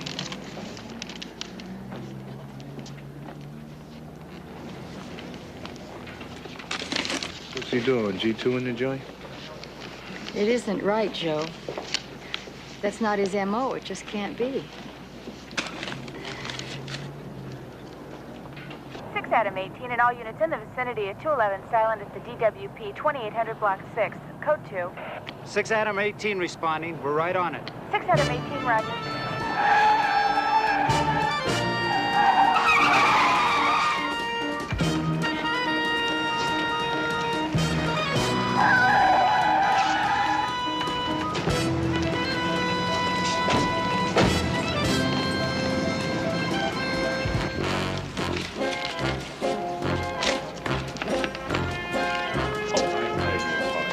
Merry Christmas. 51, what the hell is going on right now? What's the matter? What's happening? They blew him! Grab him! Stop him! Somebody stop him! Him! Him right there! No, not him! The other man! What other man?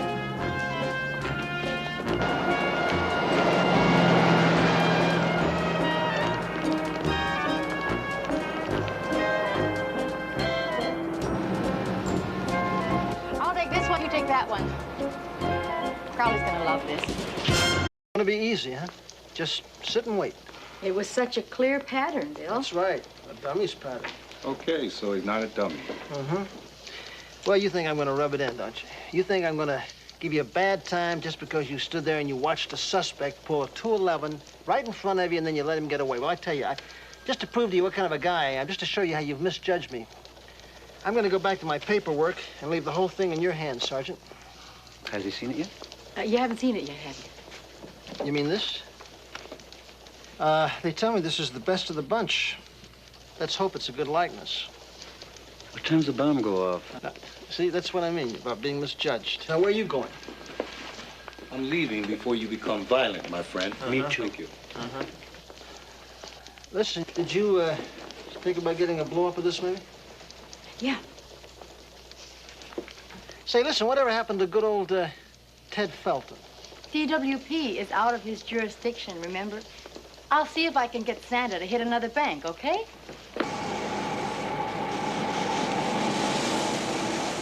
Kind of hard to tell anything from that. I mean, that could be anybody. I know, but even a general resemblance. Early 60s, portly, about 5'11". There's only one guy I can think of. He's a regular. I don't mean every day, but he always uses the same stuff, you know?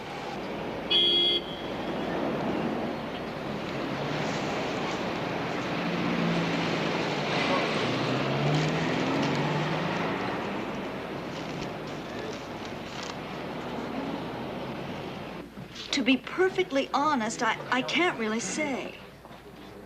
But you did get a good look at the suspect. It's the strangest thing. I was perfectly calm at the time. I remember him standing right over there. But afterwards, he didn't even have a gun, did he? Let me ask you this. Can you definitely rule this man out?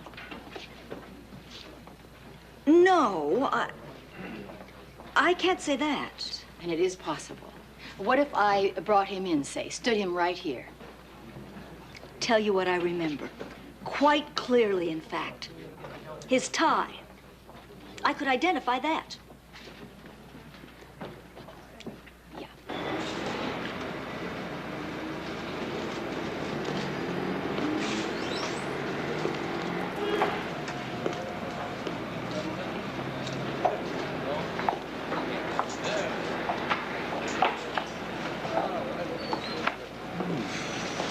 So what's he up to?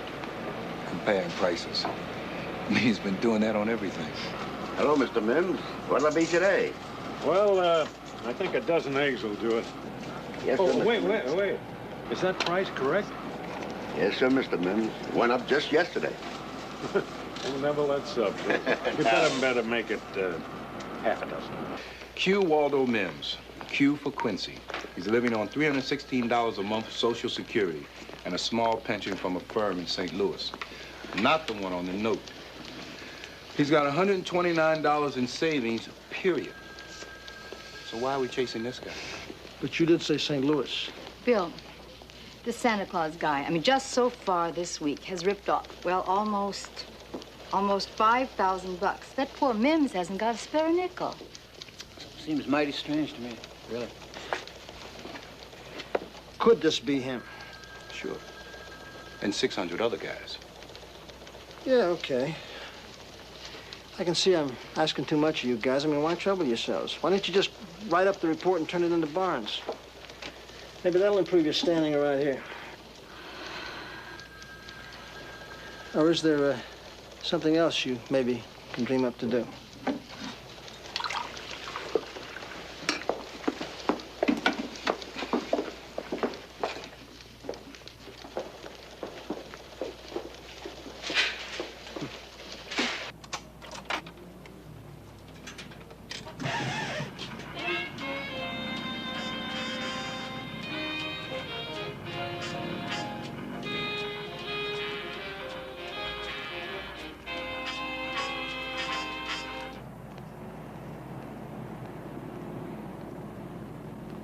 There's no way we're gonna see in there. All he's got is those two little dinky windows.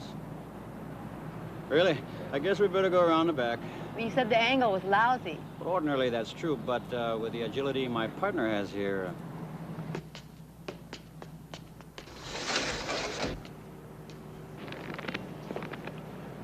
Are you sure you want to do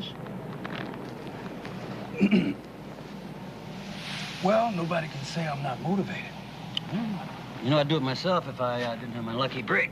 I appreciate that, Peter. But I've always wanted to fly. Just take it easy now, really. Okay. For,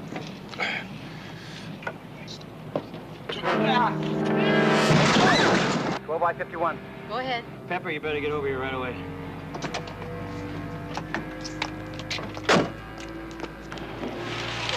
Oh, Joseph, Icky Poo. Oh. Look, you're not gonna believe this. I already don't believe it. No, I mean it. I saw something on the way down. What are you talking about? I'm talking about Mims. Look, I went right past the window, didn't I? I wasn't gonna waste it. Well, what did you see, Quick Eyes? I saw a Santa Claus suit, and Mims was putting it on. Hot damn. All of a sudden, he's looking good.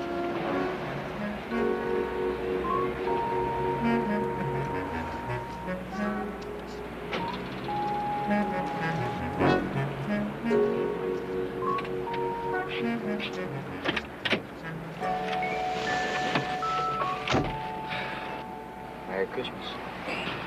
Okay, what the hell is this? Take a look yourself. See it? What's the matter with you, Joe? Nothing. Nothing at all.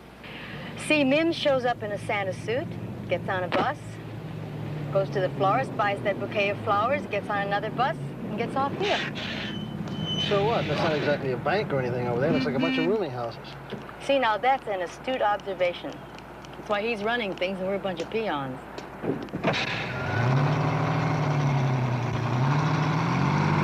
Hey, hey, hey. Well, I suppose that tells us something. Well, what is he gonna do, rip her off? Huh? Yeah, really. She's got money written all over her. You never know about those little old ladies. Sometimes they might have 30,000 to the mattress.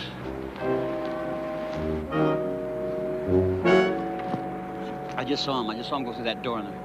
Are you sure? Honey, Santa Clauses we got work in the building.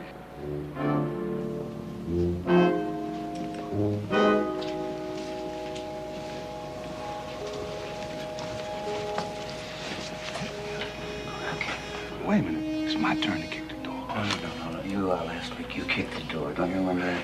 He kicked it. Hold it right there. Something I can do for you? Oh, boy. What am I doing here? We're police officers. Police! Oh, my conscience. I thought I was a stick-up.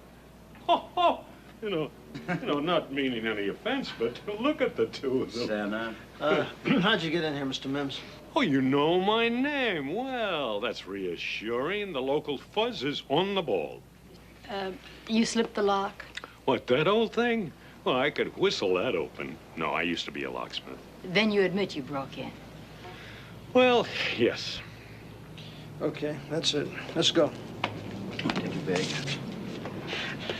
Oh my God. She's back early. Who? The lady who lives here. No, you're not going to like this, but we're going to have to go down that fire escape right now. Like hell. Come on, Mims. There is no time to discuss it. She'll be here any second. So what?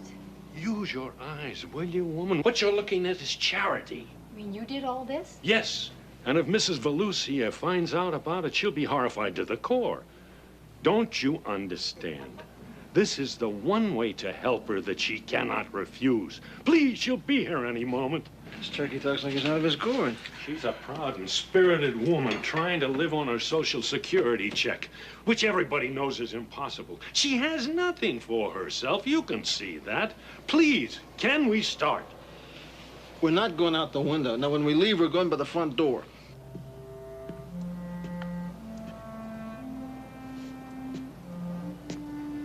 Here, you see that? It's cat food. She's 76 years of age, and this is what she has to eat to stay alive. Twice a week. That's all she can afford. Bill, there's a lady coming up the steps now.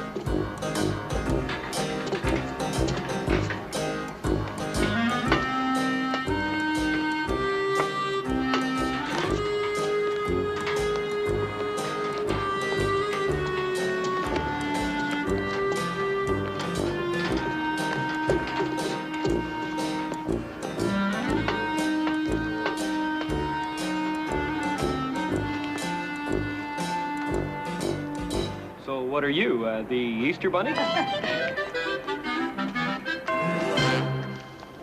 You know, you're being very unreasonable. I have receipts for every single article I brought into that room. You're gonna have to come up with them, too. I guess you know that. You still haven't answered the question, Mr. Mims. 3 banks in 4 hours, and then 3 of those other... Department of Water and Power offices. Yeah, I don't see how a man could move that fast. A 23-year-old kid couldn't do it.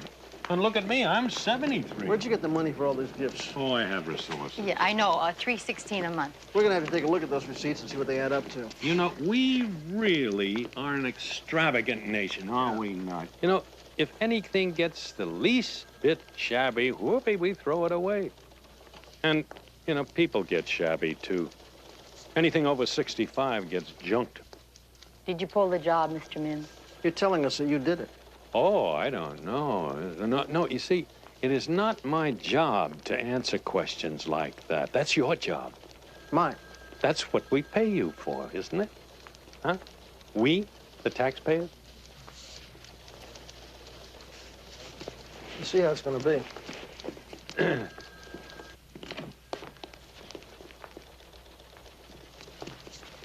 Mr. Mims, let's knock off the chit-chat. Time is pretty valuable around here. Oh, sure. I can understand that. She's serious, Mr. Mims. Oh, she is. All right, then, let's all get serious. Did you have a warrant when you came busting into that room there? Did you identify yourself and announce your intentions? Did you read me my rights before you took me into custody? You have a case. File it. File it now or let me go, because if you try to hassle me, with 48 hours in the bucket, I'll write a 181 on you that'll melt you right down to the ground.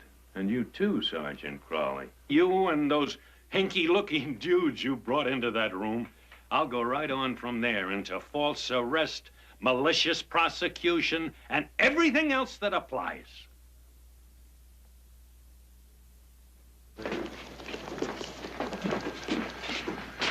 No hard feelings, I hope.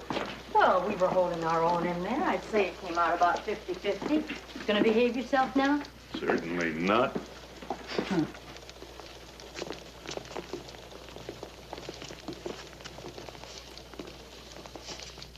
Bet you don't have that feasibility report either. Oh, boy.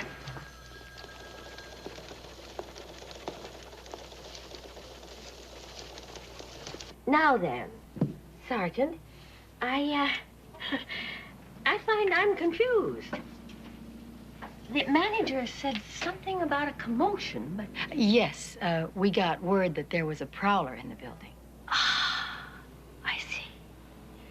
A prowler. In this room, in fact. Well, I guess there was. My dear, I don't care how tough you are. It's hard to keep going sometimes. When there's but 1 check a month and only 4 walls, you can get the feeling, especially at night, the feeling that no one on this earth really knows you're alive, much less cares. And then to come home and find this Santa, this, wherever he is, or perhaps she. Well, who knows what I might have come to otherwise. But there's no doubt about it, Sergeant. And I mean this. He's gotten me through the last 3 years. 3 years he's been doing this? Okay, that's our answer. Now we got it. How'd you figure that? He's got a pattern. Then he breaks the pattern. It's okay. It's all right there in the computer. We just have to go dig it out. Look, older people got habits, deep ingrained habits. We just use it against him. Just like that? Well, no, not just like that, but it's all there, Pep. It's all there right in the computer. All we got to do is dig it out and wait for him to come to us. If he's been at this for 3 years, how come we only found out about it now? Right. You know, I'm glad you asked me that, Pete, because that shows interest, and interest shows motivation. So you two get down and stand in the computer line. I want you to punch in everything we know, age, MO, the whole business. When you get the right answer, come back. I'll be right here.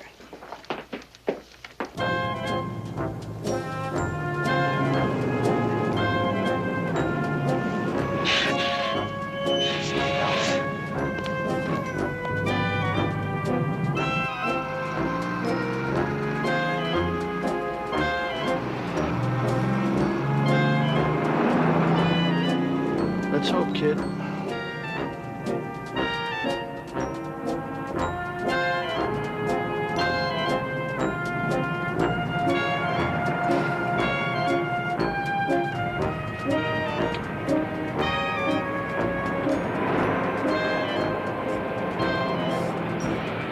see a young man getting off, a woman, 2 kids.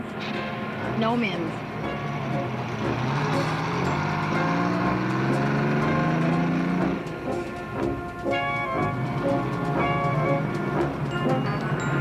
You shaking your head?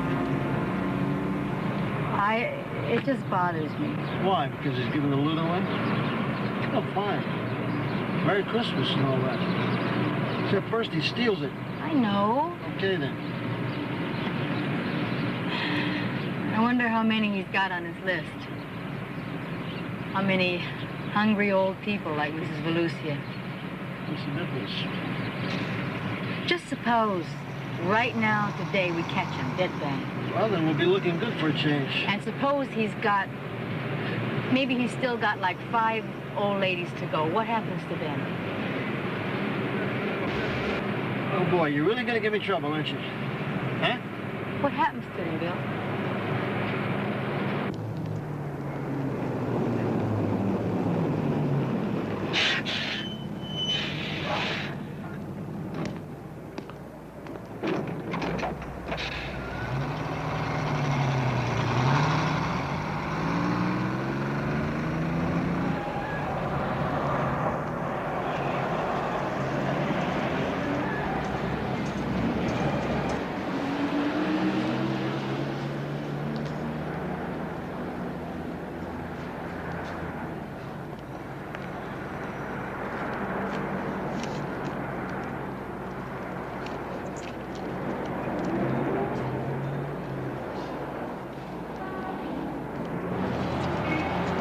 There, Bill. You weren't there to see the look on her face, to hear the emotion in her voice. You don't even know what I'm talking about. You think I'm going to get a kick out of busting this guy? I mean, you would think I really want to grab some old guy like that off the street and throw him in the jail? I mean, there are a lot of rotten people in that jail. But don't you think this is just a little different? I mean, this time, this one man is just a little tiny bit more human than the usual scum we run into.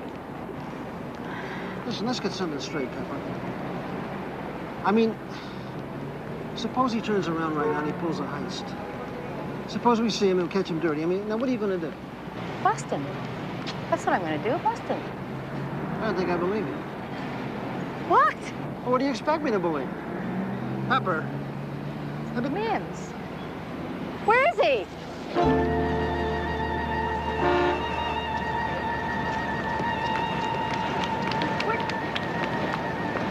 Where is he? We lost him. That's great. Losing a suspect. That's no big deal, Sergeant. Happens all the time. Sure. Happens to me. Everybody does it, right? That's right, Captain. What time would you say it was when you last saw him? 2:30. 2:30. Well, he shouldn't be too hard to locate. Why don't you run on down to the phone company? The what? Phone company. At 2:46, he was at the Melrose office. At 3:19, the Lake Street office. And just about 10 minutes ago, he was at 6th and Main, where he cleaned out the central office. He hit the phone company? Yes, that's right. But I'm a grown man. And a grown man shouldn't let a little thing like that bother him. What trouble? Trouble? No, Sergeant. You two, Anderson, you're not in trouble. You're our top unit. You had the suspect under close surveillance. And he pulled off 3 robberies right under your nose. 3. Nah, you're not in trouble.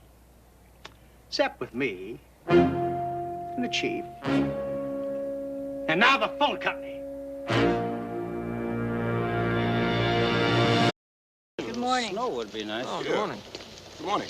Merry Christmas. Please, I don't want to see one. Oh, come on, Pep. Don't be that way. It's Christmas Eve. This hour of the morning, to me, it's just another work day, far as I'm concerned. Moody on Christmas, Pepper. That's not nice. What do you know? It's us. What is? Joe had an idea, so we fed it into the computer. It's Christmas Eve, right? The way it looks is Mims always saves one last shot for Christmas Eve. The thing is, where or when can we predict it?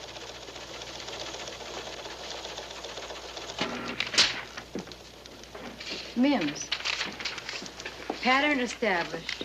Final operation December 24 corresponds to location number 4. Initial day of operation. Who wrote this? The lawyer? The computer. Come on, read the rest of it. Pattern projection based on operations previous indicates California National Bank, 5th and Union. That's it then, California National, 5th and Union. I think we got it. What are you talking about? I keep telling you that older people are creatures of habit, right? California National. Remember the teller, the guy kept talking about Mims's eyes, how they twinkle and all? Yes, I know. So he exchanged some money there. So what? But that's the pattern, babe. Today goes back and he knocks it off. Today it's Christmas Eve. I think we got it. You know what? I think so, too. Let's do it. Let's do it. Come on.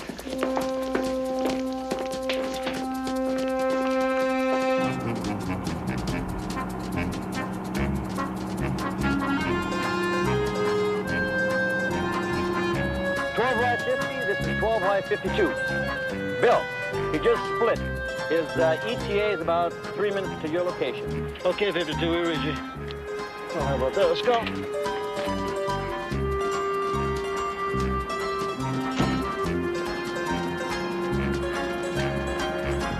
You're reasonably certain that there won't be any shooting. He isn't armed, Mr. Summers. He just uses that note. Still, I don't know. Just letting him walk in here like that. What if there's trouble? I can assure you we're not going to attempt anything in here. And we have men outside. We'll let him go outside with the cash, and then we'll grab him there. Well, all right. I'm sure you know what you're doing.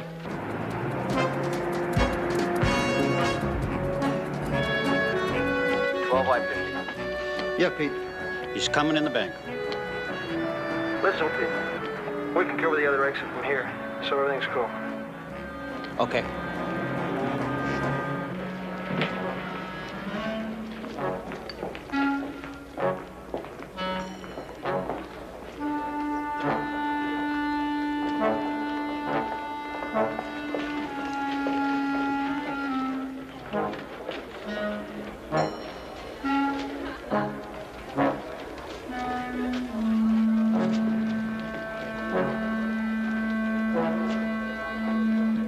May I help somebody?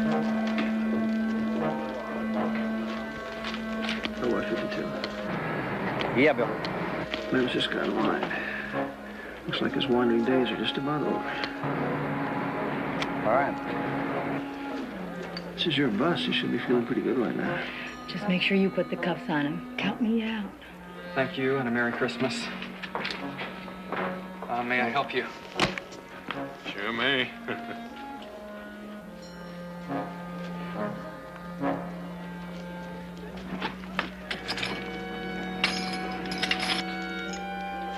Well, I'm afraid I must have lost my withdrawal slip. I'm sorry. You forgot the note. You forgot the note. Well, sit tight. He'll write another one. These are the old guys I've got to get superstitious. Jeez, how can you forget the note? How can you do a thing like that? Well, don't take it personally.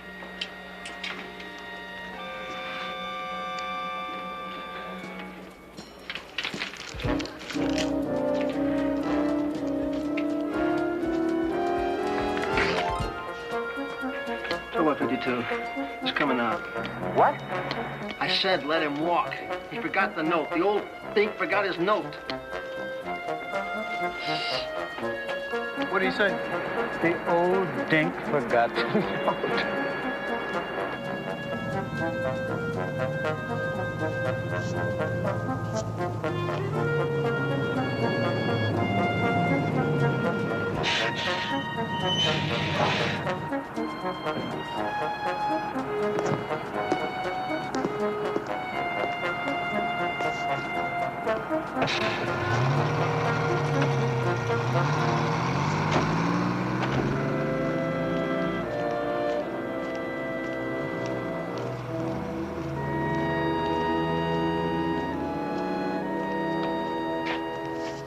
That's the second time he's transferred. He's not going home, he's going the other way. Listen, you guys dogging. I know I should talk, but just don't lose him, you hear me? We got you, William.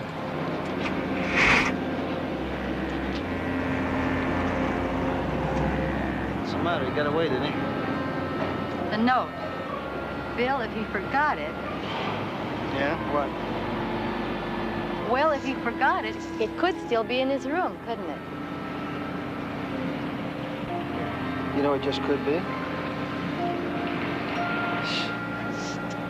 We'd never get a warrant, though. It's Christmas Eve. Who could find a judge on Christmas Eve? Even if we could, he wouldn't talk business. Well, then we'll just have to wait till next year, won't we? I'll find the judge. That must be his wife. Wonder what happened to her. You suppose there ain't any kids? No, there'd be pictures. Lieutenant Q.W. Mims. He was a flyer in the First World War. Look at this. Remember in Mrs. Volusia's room, the day we busted him? He had 3 names to go. Looks like we kind of lost our schedule. 36 names here altogether. Look. He's all through. Everything's crossed off the list. So what's with the California National Bank? Yeah, what?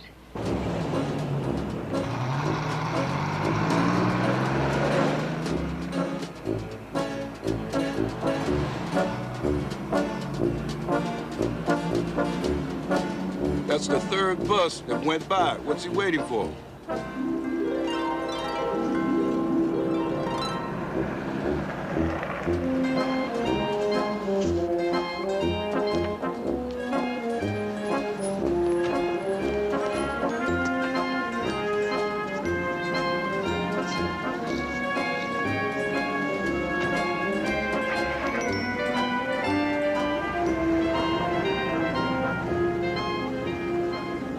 Not gonna believe what you're getting ready to tell him. Yeah, sure. That's right, Bill. That's just what I'm saying. A chauffeur-driven, white convertible Rolls-Royce. How about that, huh? Pete, what you expect? Put off the red-nosed reindeer? Just stay that way. Creature of habit, huh? Yeah, you just keep digging. Well, there's no note. Just dig a little deeper, Pepper. It's got to be here somewhere. Scrooge!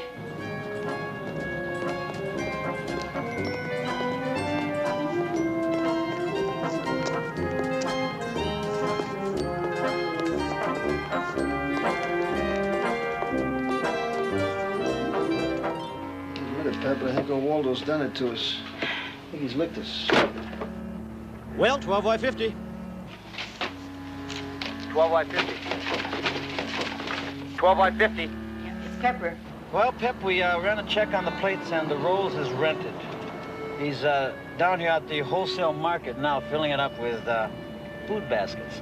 How's he paying for it? A very good question. Check it out. See what you can find. You know what I keep thinking about? When I was a kid, I read a story called The Purloined Letter, where this guy takes a letter and he puts it on a mantle right in front of plain sight. Tells the other guy it's hidden. But it was always there, right in plain sight. I've looked everywhere, so have you. Can't even find a cat. Like I said, I think we're just kidding ourselves.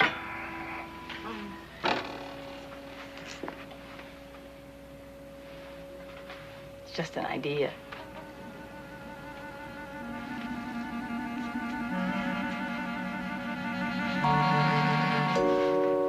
Oh, no.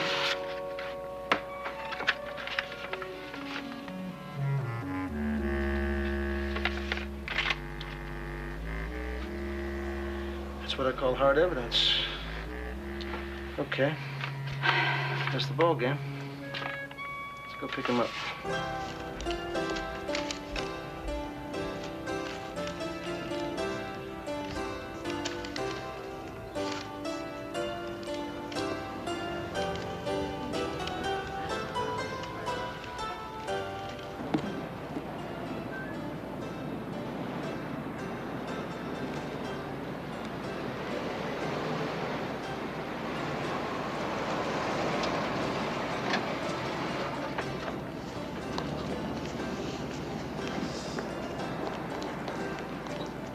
You're gonna love this, Billy.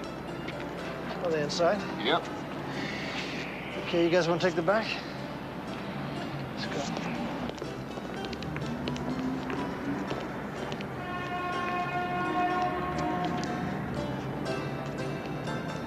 There you are. Happy Christmas. God bless you. God bless you, dear. And here you are, sir. Merry Christmas. Yes, yes, sir. The same to you. Thank you. Merry Christmas, dear. Thank you very much.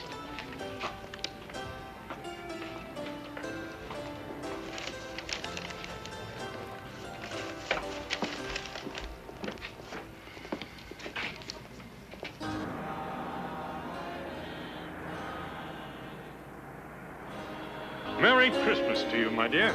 And a Merry Christmas to you also. Merry Christmas. Merry Christmas, darling. Merry Christmas, sir. Merry Christmas. Merry Christmas, dear. And a Merry... So, I did leave it at home. Hmm? Would you like to step outside with us, please?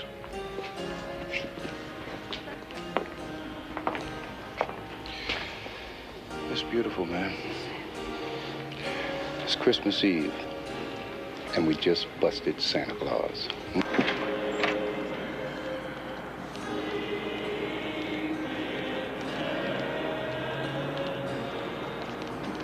Right over here, Mr. Mims. Oh, please, Sergeant, why not a little style? Huh? After all, it's paid for until midnight. Now, you see... right, Mr. Mims, come on.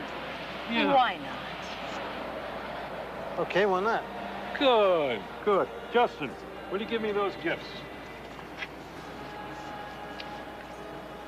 This is a quaint little custom, you know, matching with sail cups. After all, it's the season. Sergeant, that's yours. You, my dear? Thank you very much. Mr. Mims, I can't accept this. Oh, it's paid for with good, honest money. Bill, you're not going to say no to Santa Claus, are you? That's not the point, Pete. You know the rules. Bill, it's Christmas Eve.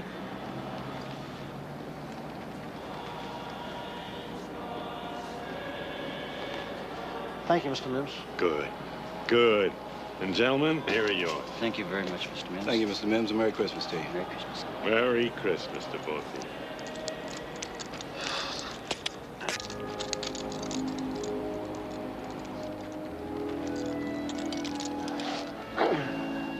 Pete, would you get my car back to the garage, please? No, and... Oh, about the car. It really was a necessity. If these people didn't think I was very wealthy, they wouldn't have accepted the gifts. And it was kind of you not to blow my cover. Now I can come back again next year. Next year? Yes. Oh, my dear. What jury would convict a nice little old man like me, huh? 5th and Main, Justin. Merry Christmas, Waldo. Merry Christmas.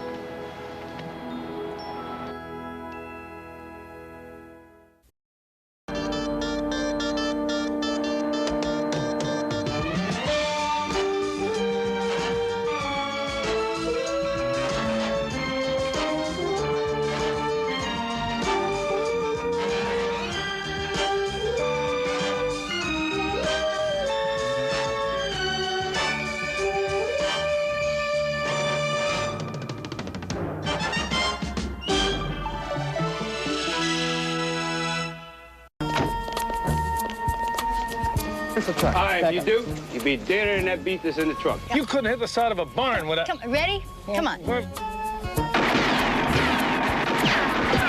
I already bought a load of beef from them. And quite frankly, the price was right. So right that it might have been stolen? So right that with these people, you don't ask questions. You don't want to cooperate with us, do you? Police officers, get him up there where I can see him. Come on, let's go. Get him up. Hey, come on.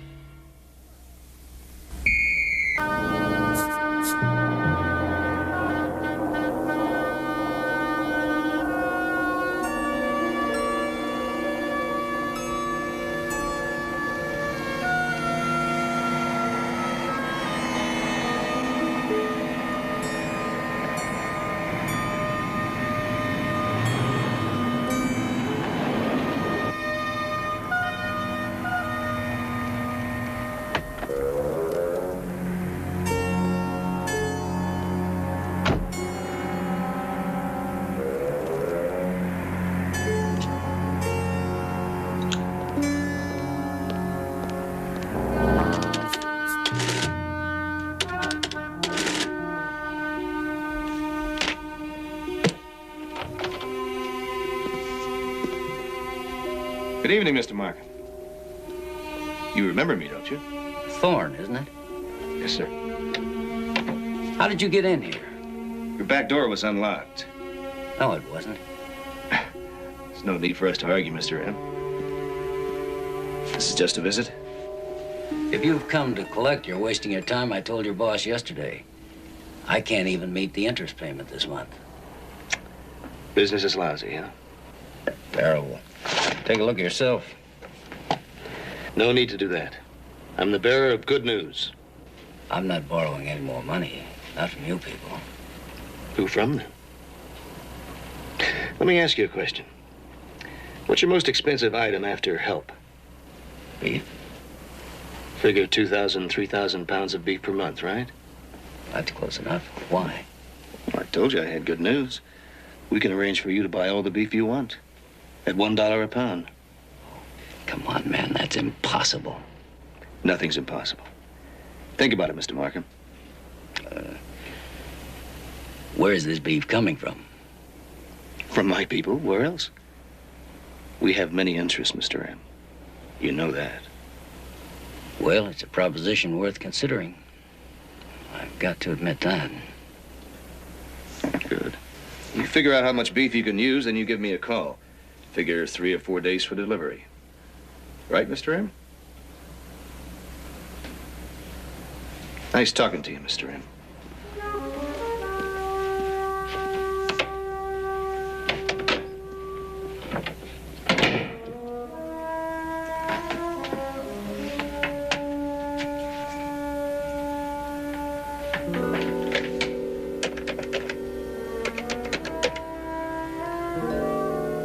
Ellen, is the commissioner still awake?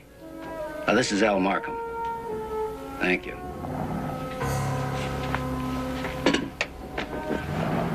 Stewart, I'm sorry to bother you at home and at this hour, but this is important. I've just been offered some stolen beef. Yes, I'm sure. Yes, certainly it can wait until you get to your office.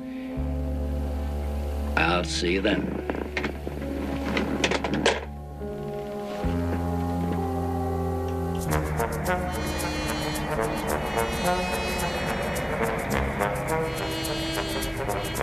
Hey, look, Al Marham's car is still in the parking lot. Come on, we better check it out.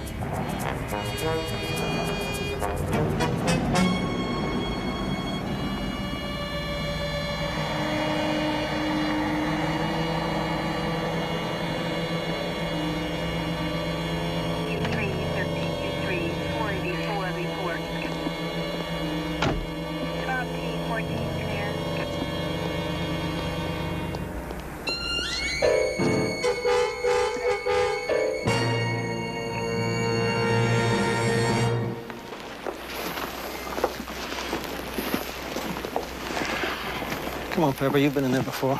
Too many times. But Al Markham, one of the nicest people anybody could ever meet. Yes, he was. Decent, honest. Well, as far as we know, he was honest, yeah. Pepper, That was an execution in there. That was no hit and run. That was no accident. He's closed down twice in the past 3 years. Everybody knows he was, had heavy financial problems, but don't you think he might have tried to save it with a big loan? He could have gotten mixed up with a loan shark, sure. But I tell you something. Al had a lot of assets. I think they would have made a strong effort to collect before they'd have killed him. I mean, they just don't work that way. No, there's more to it than that. Yeah. It's got to be the stolen beef. Well, you can interview the commissioner. And I want a verbatim report on the content of Markham's telephone call.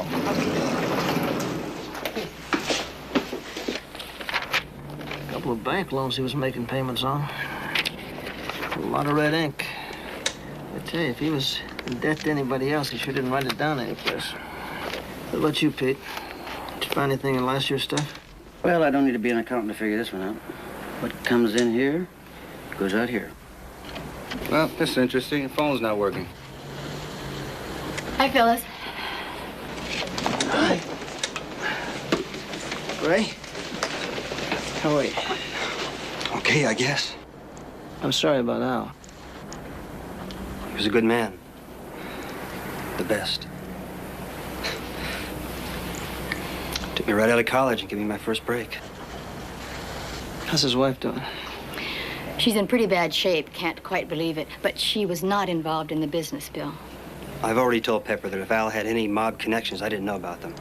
I've been going through those books, Ray. Business wasn't good. Don't I know? Had to lay people off, close a few of the restaurants for lunch, things like that. But we've had bad times before. It's always come through. Who's going to be in charge, you? Mrs. Markham asked me to take over. For the time being, at least. I'll do the best I can. Look, if there's nothing else, I've got quite a lot to do. Funeral arrangements and telephoning relatives. Sure, go ahead. Listen, if we got any questions, we'll get in touch. We'll phone you. I want you to.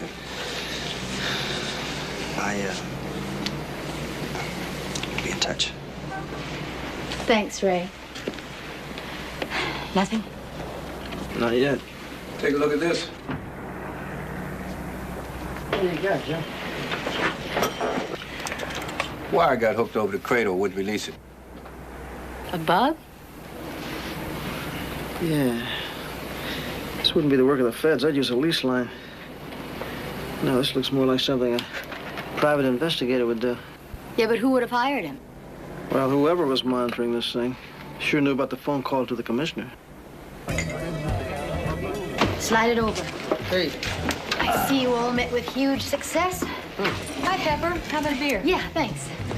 I tell you, whoever backed Markham's loans playing it very close to the chest. We talked to little Jimmy. Now, Jimmy knows every loan shark in this town. Not a word about Markham. Well, maybe that's not the answer. No, it's the answer. We just haven't come up with the right combination. Here, I'll take it. Thank you. What about beef? Isn't that what part of this is all about? I checked through R&I. Locally, there hasn't been a theft or a hijacking in the last 3 months. And Bill checked with CII, and he came up with something pretty interesting. Strangely enough, there's been an upsurge in cattle rustling, especially in Central California. Really? Yeah. Anybody here know anything about cattle rustling? You're not going to believe this. You're kidding. Back in Montana. No, Wyoming. You rustle cattle, right? I can at least tell you how it was when I was a kid. Yeah, but it's got to be a little bit different now, Pep. Just a little? Well, it is. Wyoming became a state. Thanks a lot. No, I understand today that they rustle, slaughter, dress, and package all in 24 hours. I do know somebody. Yeah, an old hand in the cattle business. Yeah, he'd know. I could drive up tonight. Why don't you?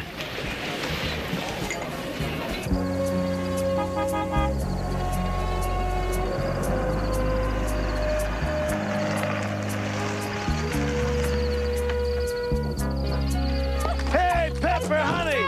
How are you, baby? How are you? Oh, great, just great. It's so good to see you, so good. Ooh. Look at her, isn't she beautiful? They tell you that down at Wicked City? Only the wicked ones like you. I'll bet. How's Aunt Helen? I sensed on the phone she wasn't too good.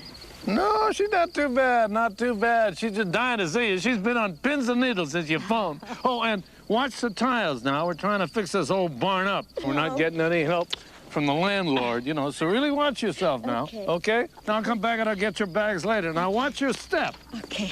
You look great. Yeah, I feel good. Oh.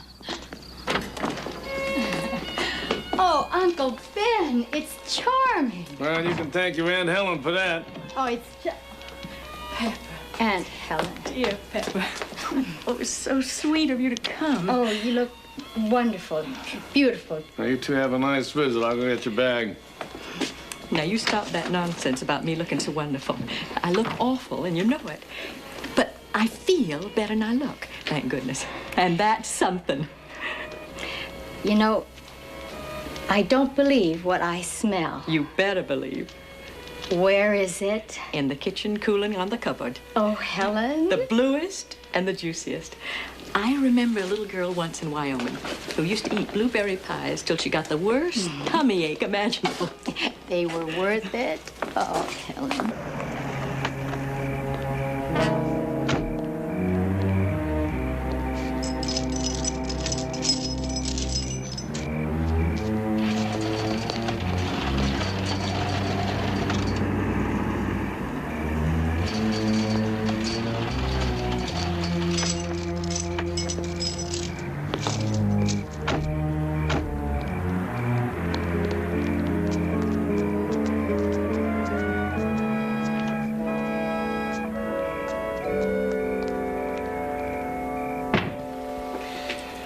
Wait a minute, Ray. A toast to our new and profitable association. I'll drink to that. I'll drink to anything. Well, Ray, since you're here, I assume you're interested in my proposition. That's correct, Mr. Galloway. Willie, sit down. Willie. Well, how many £1,000 to start? 2? That's not even a dozen head. I'd suggest 3.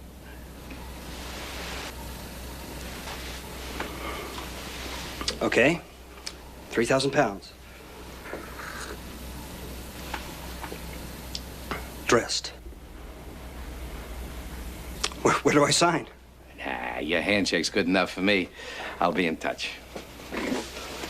It's a pleasure doing business with you, Mr. Willie. Good night. Night. Monk, take Mr. Roberts back to his restaurant, huh?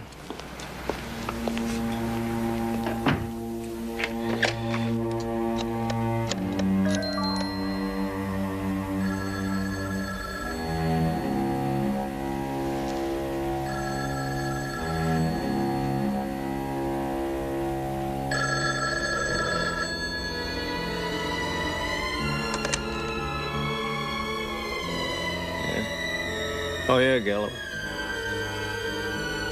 Yeah, 17, 18 head. Yeah, you got it. Yeah.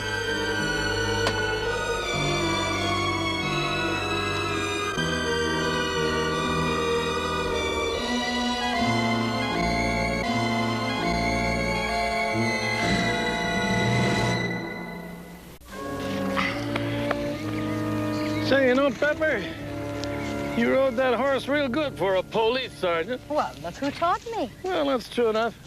He was such a funny little thing. All the skin and bones and eyes. And stubborn. Determination, Uncle Ben. Well, I guess that's the word for it out of the book. You'd fall off 5 or 6 times, climb right back on again. Tears streaming down your eye and cussing. Never heard a little girl with words like that. Wonder where you learned them. Well, I could tell you that, too, if you really want to know. Well, I'm sorry. Yes. Yeah. You know. But, you know, it was real fun today, just riding for the hell of it. I haven't done that in a long time. You know, riding alone isn't much fun. How sick is Aunt Helen?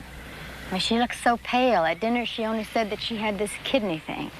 Well, now, you know, she'd raised the roof. She knew I was talking about it. But I got to tell somebody, Pepper. You know, she lost that kidney last year. Hmm? Well, the one she's got left ain't working so good, and I got to take her down to the hospital once a week. They put her on that machine. Dialysis? Yeah, that's it. That's expensive. Yeah, and you know, we don't have any insurance to speak of, so I sold that spread we had in Nevada, and we moved here. And there's a little work here and there for an old cowhand. So between that and the money from the place, we get by. Now, don't you look so sad-eyed. Glad to get it off my chest. I feel better. Now, tell me about you. I mean, about your life. What's happening?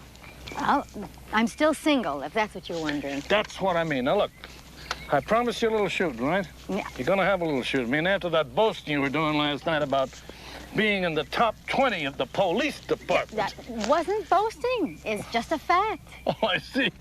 Well, what'll it be? Cans or bottles? Bottles. Hey, what do you call that? You didn't learn that from me. You couldn't hit the side of a barn without... Come, ready? Well, come on. Well...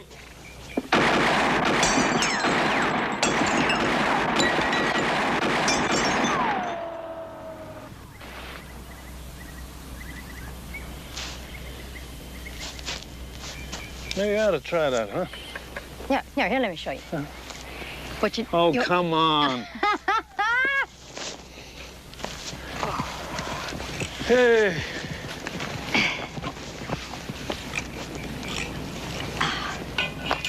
That was great.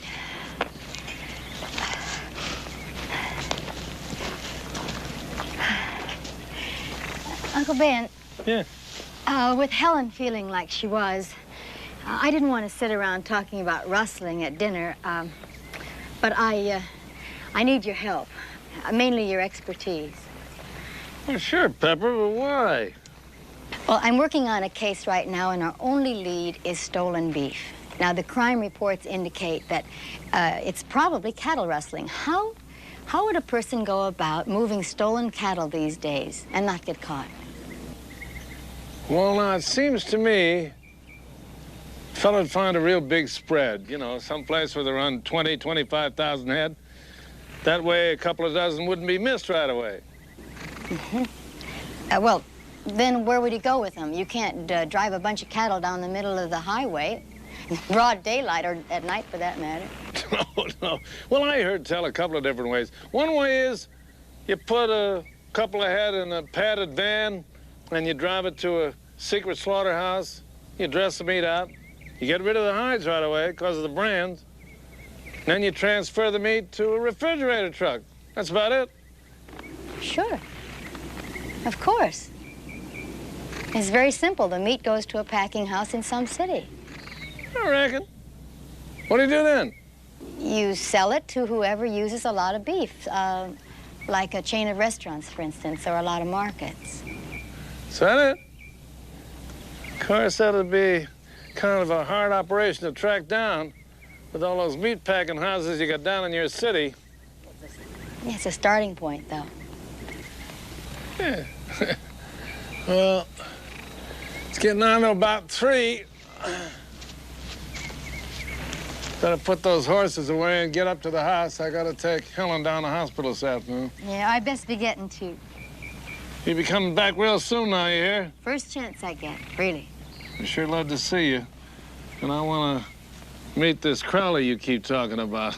You'll like him.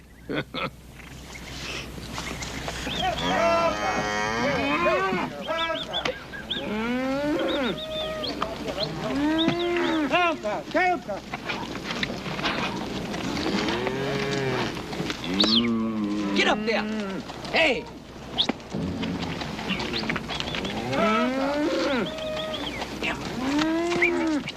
Come on, get in that truck.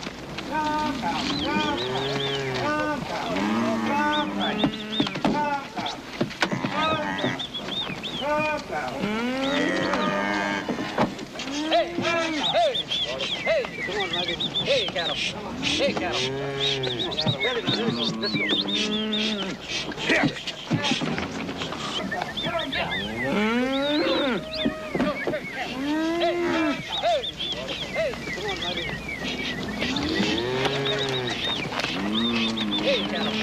Hold it, Maxwell. What the hell's the matter with you, Fletcher? How do you don't even see it? Here. He didn't even turn his head. Listen, I know my job, and I'm gonna do it. You don't have a job. Not with me. Not ever. Here's your money. Get lost.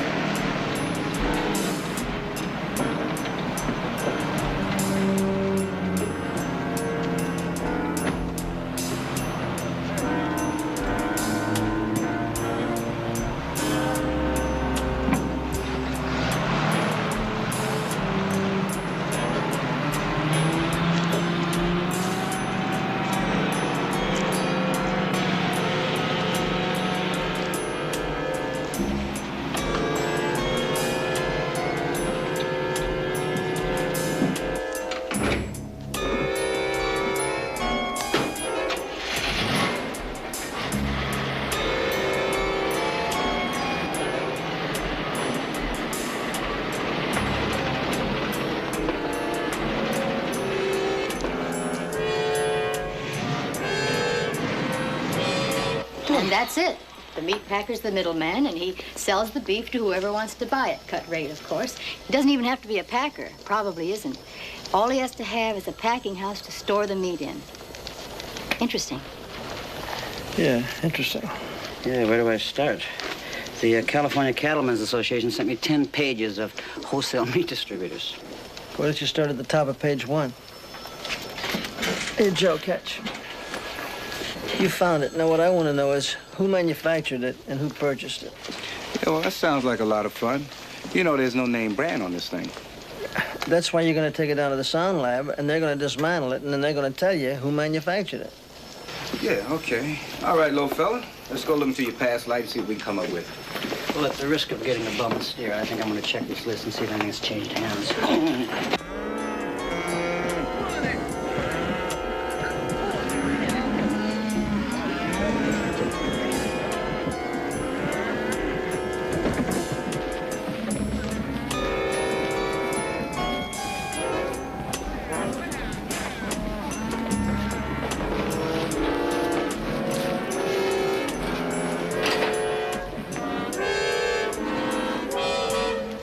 Uncle Ben said that rustlers would probably hit the large ranches where a few missing head of cattle wouldn't be noticed, but I don't know. What are you talking about? Well, with the price of beef what it is, I think most ranchers would know exactly how many steers they had. Sure, they probably go out and count them every few days. Who do you report it to if you come up short of steers? I'll call CII and have them check out Bakersfield and Fresno. Yeah, why don't you do that? As soon as you make a fresh pot of coffee. Why do I always have to make the coffee? Because you're here.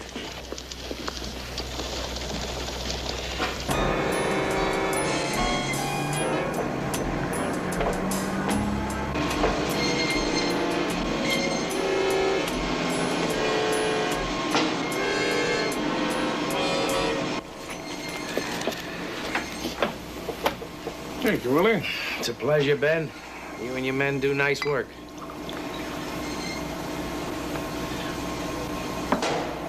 So you canned Dolly Maxwell, huh? He thinks he's Billy the Kid.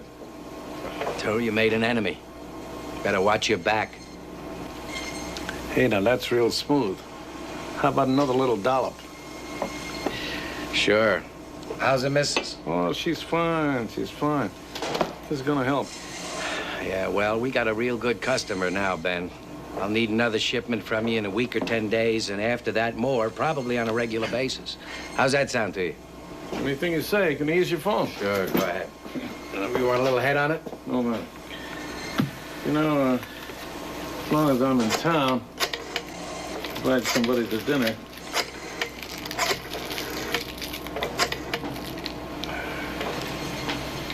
Yeah, hello. I'd like to speak to Pepper Anderson, please. That's all right. I'll wait. Hey, how much longer is this going to take? It's going to take a while. Look, 3,000 pounds is a lot of meat. Just relax, Roberts. Yeah, I'm trying to, but there's still a couple cops in the place. Cops? Yeah, don't worry, they're friends of mine. They come here all the time.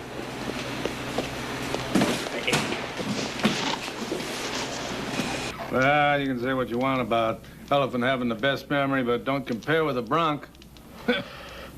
Hard-nosed, he was called, and rightly so. He knew me, that's a fact, and he hated me, woo! First time I was up, I rode him right to a stop. Nobody'd ever done that before. I think I hurt his pride. So ever after that, no matter what the rodeo was, Madison Square Garden, Pendulum, when I'd go walking by the stalls, he'd start hollering bloody murder. He was cursing at me, that's a fact, and threatening. And I was hoping to draw him again, you know, for another bronc busting contest. Year after year, it just never worked. Never worked.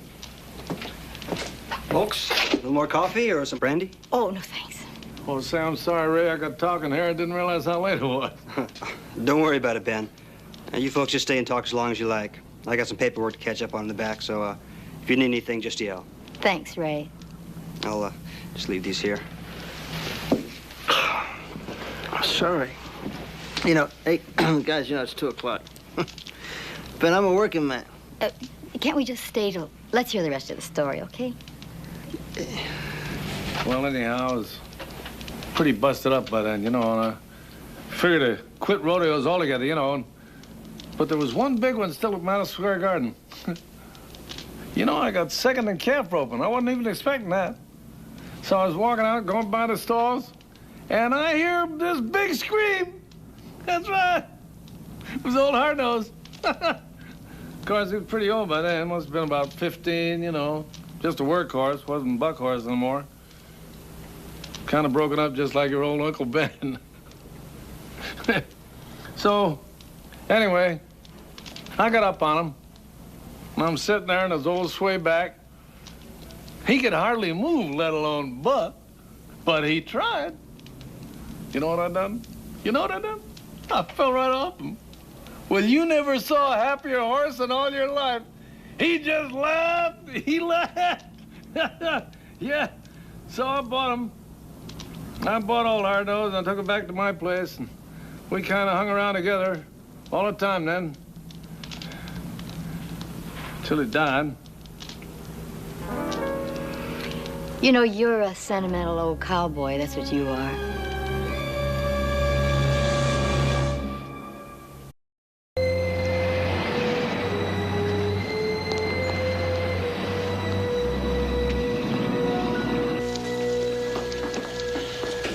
We got lucky. The club was purchased 3 or 4 years ago by a company that was obviously a front. Pacific West Security Systems. I went to the address, found out he'd been out of business a year and a half. That's lucky. Recognize him? He looks familiar. Refresh my memory. Refresh his memory, Pete. Well, you should remember him. You busted him yourself about 5 years ago.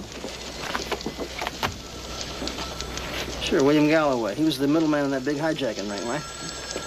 You got it. Only he took a walk because none of his Confederates would testify against him. This is the bug, huh? He was Pacific West Security. Intelligence says it was a front for a loan sharking operation. Don't tell me. Pacific West Security is now Pacific West Meatpackers. You got it. This is harassment, Crowley, and you know it. I'm sorry you feel that way, Galloway. I'm sure you are. I told you before I don't know anything about how Al Markham died. I'm easy to convince. All you got to do is just give me permission to come in and have a look around. Get out of here. Go on, get out. You want to look around, get a search warrant. You know something, friend? I'm going to get you one day. I mean, one day you're going to make a little mistake, and I'm going to be right there. That's threatening and intimidating, Lieutenant. There are laws against that, you know? Yeah, well, when you get the State Bar Association to reinstate you, then I'll let you tell me about it. In the meantime, it's Sergeant. Still? After all these years on the force. How about that? Can you imagine those turkeys coming in here without a search warrant? Well, Willie, maybe you better get out of the meat business for a while. What do you think? Are you crazy? I never saw so much money in an operation. Don't worry. Don't worry. I think we're smart enough to stay ahead of Crowley and the rest of those stumblebums. Yeah, where we had trouble, though, was Ollie Maxwell. What do you mean? Well, he went into business on his own. Between he and Ben Fletcher working both sides of the street. It's bound to bring heat. Just suppose we get the two of them together one more time. And? May the better man emerge victorious. I think that's the expression.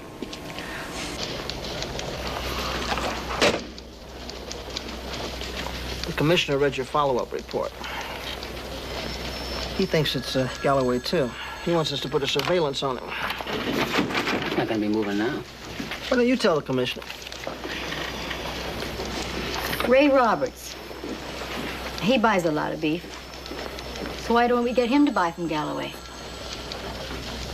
Sure, so why not? Just get off my back. No, I can't. Pepper, you don't realize what you're asking Yes, me to do. I do. I know it's tough, but we think Galloway had Al Markham murdered. Well, what can I do about it? You can help us. Ray, what we figure is Galloway was pressuring Al Markham into buying stolen beef. We want you to spread the word that you're interested in the same kind of deal. I already bought a load of beef from them. How did that come about? Galloway came in here and told me he and Al had a prior deal. And quite frankly, the price was right. So right that it might have been stolen? So right that with these people, you don't ask questions. You don't want to cooperate with us, do you?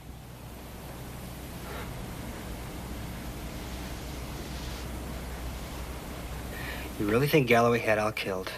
I think we'd like to find out. You'll have to do it without my help, Pepper. I've got a wife and a baby. I'm sorry.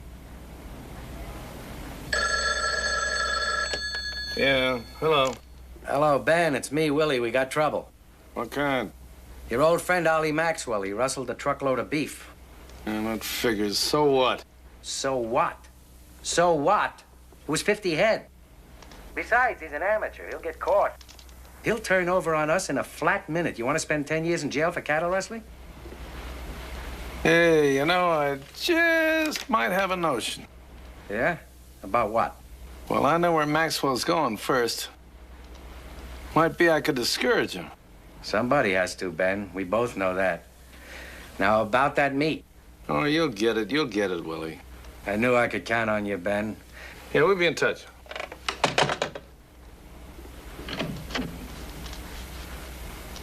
Well, young lady. I know. I'm supposed to be sleeping. Doctors. Can't get enough rest in your condition, Miss Fletcher. Now, you gotta understand that. There's only one trouble with all that rest. You know, Ben? What's that? Gets to be real tiring. And I don't get to see enough of you as I do when my eyes are not shut. So I miss you that much more. Now, darling, I see as much as I can. Don't I know that? There's no husband better than you, Ben Fletcher. Hey, I wasn't fishing for any compliments. Happens to be the truth. It also happens that I'm the luckiest woman I've ever known. And don't tell me you don't like a sweet word in your ear. Hey, I'd like another one of those. Okay. Okay. For now.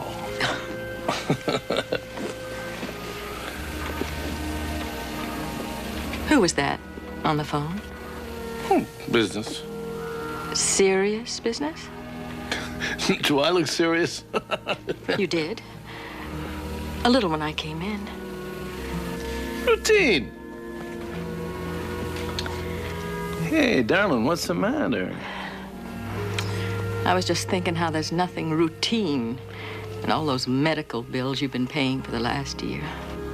Come on now, I told you. I don't want to hear any more talk about that. You understand?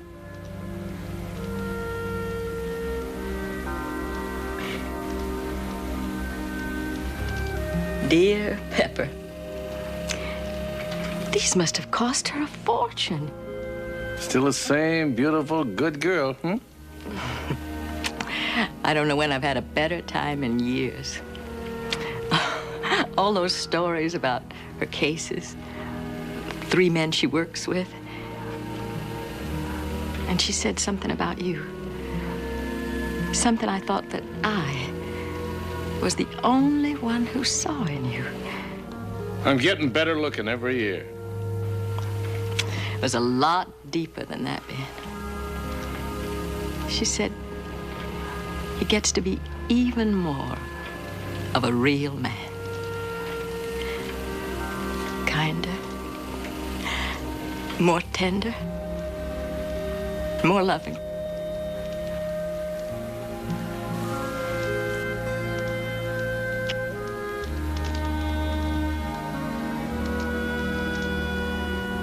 Hey, it's getting about that time. What do you say we go in the bedroom and both of us get some of that famous rest of yours, huh? Hmm?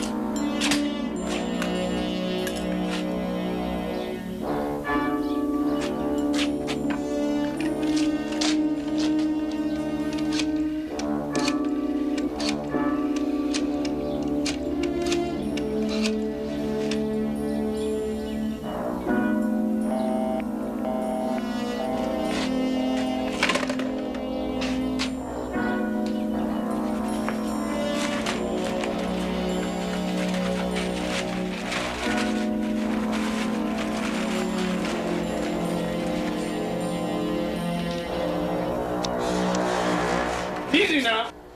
You know you're gonna get us all busted. I was just looking in that truck of yours. There ain't a rancher in the whole state ain't gonna miss 50 head. Don't jump to conclusions, Fletcher. I got that from 5 different spreads. All right, 50 head in the same county. You know, Galloway was right about you. You're an amateur. When you put that thing down, I'm gonna take your truck. Like hell you are.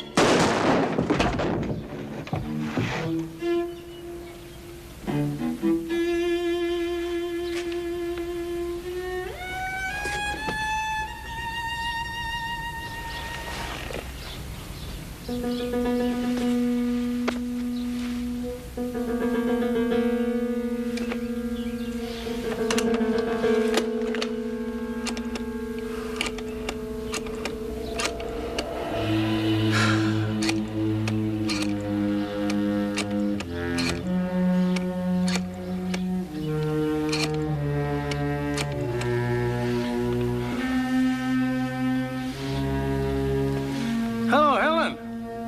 Yeah, it's me. Yeah, I wish I were. No, I gotta go south instead. Yeah. Well, there's been some big changes. Well, I don't want to talk business with you. I mean, that's just a bore, you know. Hey, how do you feel? Good, real good. No. Maybe I'm catching a little cold, you know, my throat's a little sore. But you know, I'm fine, I'm all right. Yeah. Well, I guess I better be getting along now. Say, Helen, something I want to say first. I love you, Helen.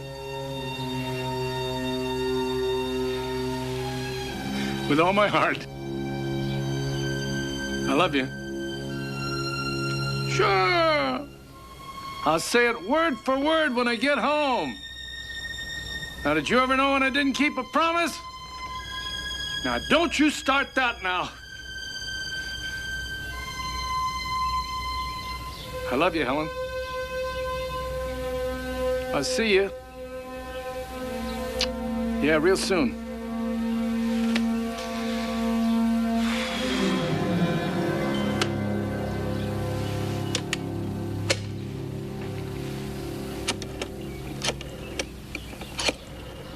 Right, okay, we'll have the suspect in custody for you.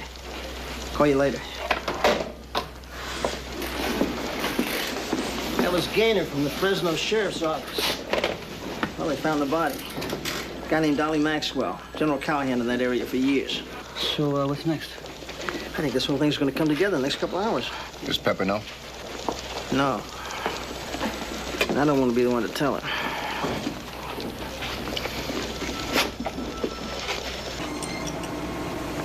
Who's your buyer? Small-time hood out of San Diego, runs a string of restaurants. He's gonna take it.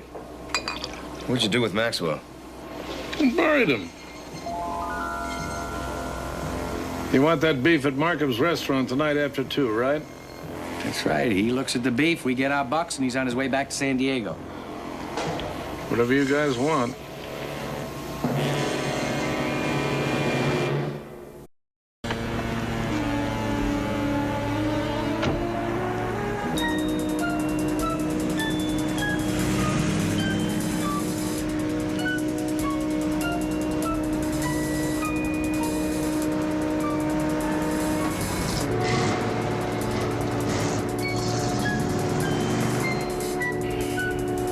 Y52 to 12Y90. Ben just arrived with the meat truck. Looks like things are just about ready to go down. Roger, 90. Pepper and I are en route. Let's go. Fresno said he was killed with a .45 caliber revolver. That's right. They got an investigator who'll be down tomorrow to take him into custody. Yeah. If you were going any other place in the world.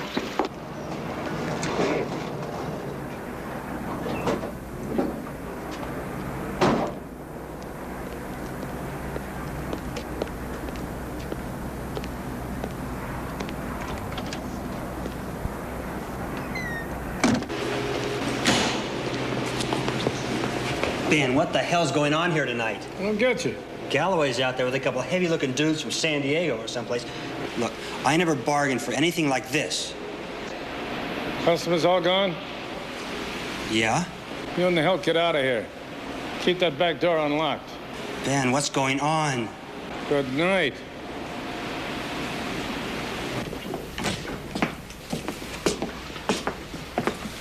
Park that back. Oh, Duran, this is Ben Fletcher, our supplier. There you go, Ben. As usual, cash on delivery. Cowboy, you got good taste in beef. Sit down, join us. No, thanks. I'll go over there and pour myself a drink. As soon as you check out the delivery, I'll get...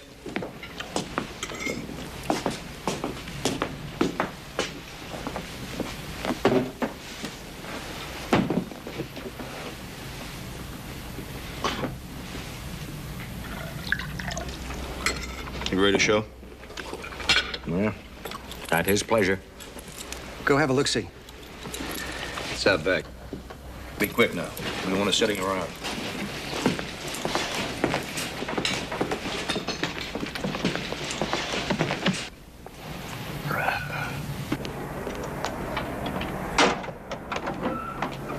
$12.50. They're in the truck now. 50. Yeah, we've seen them. You take the truck. We'll take the inside. Got it.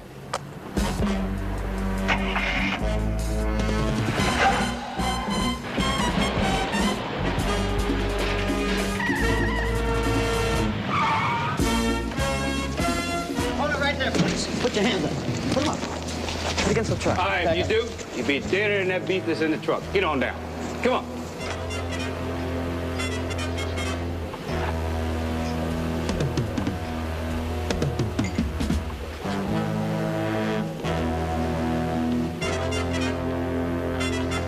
Police officers, get your hands on the table. Get them up there where I can see them. Come on, let's go. Get them up.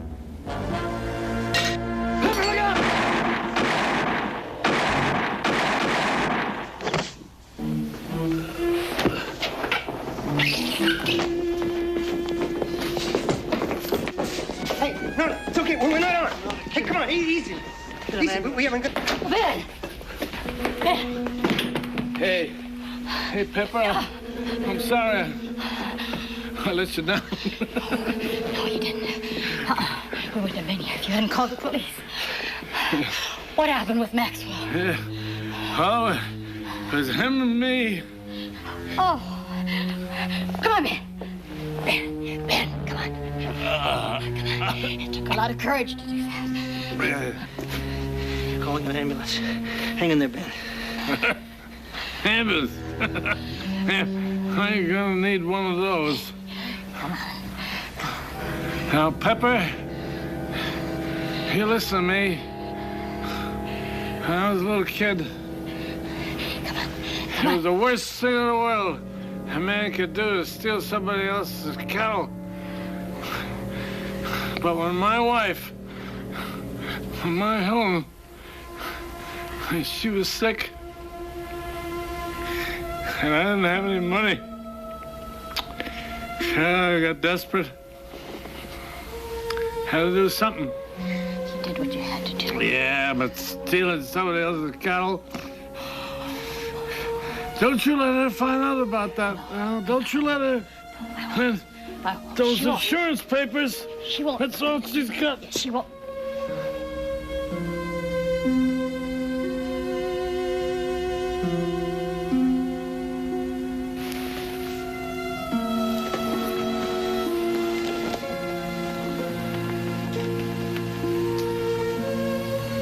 She won't find out. I promise you.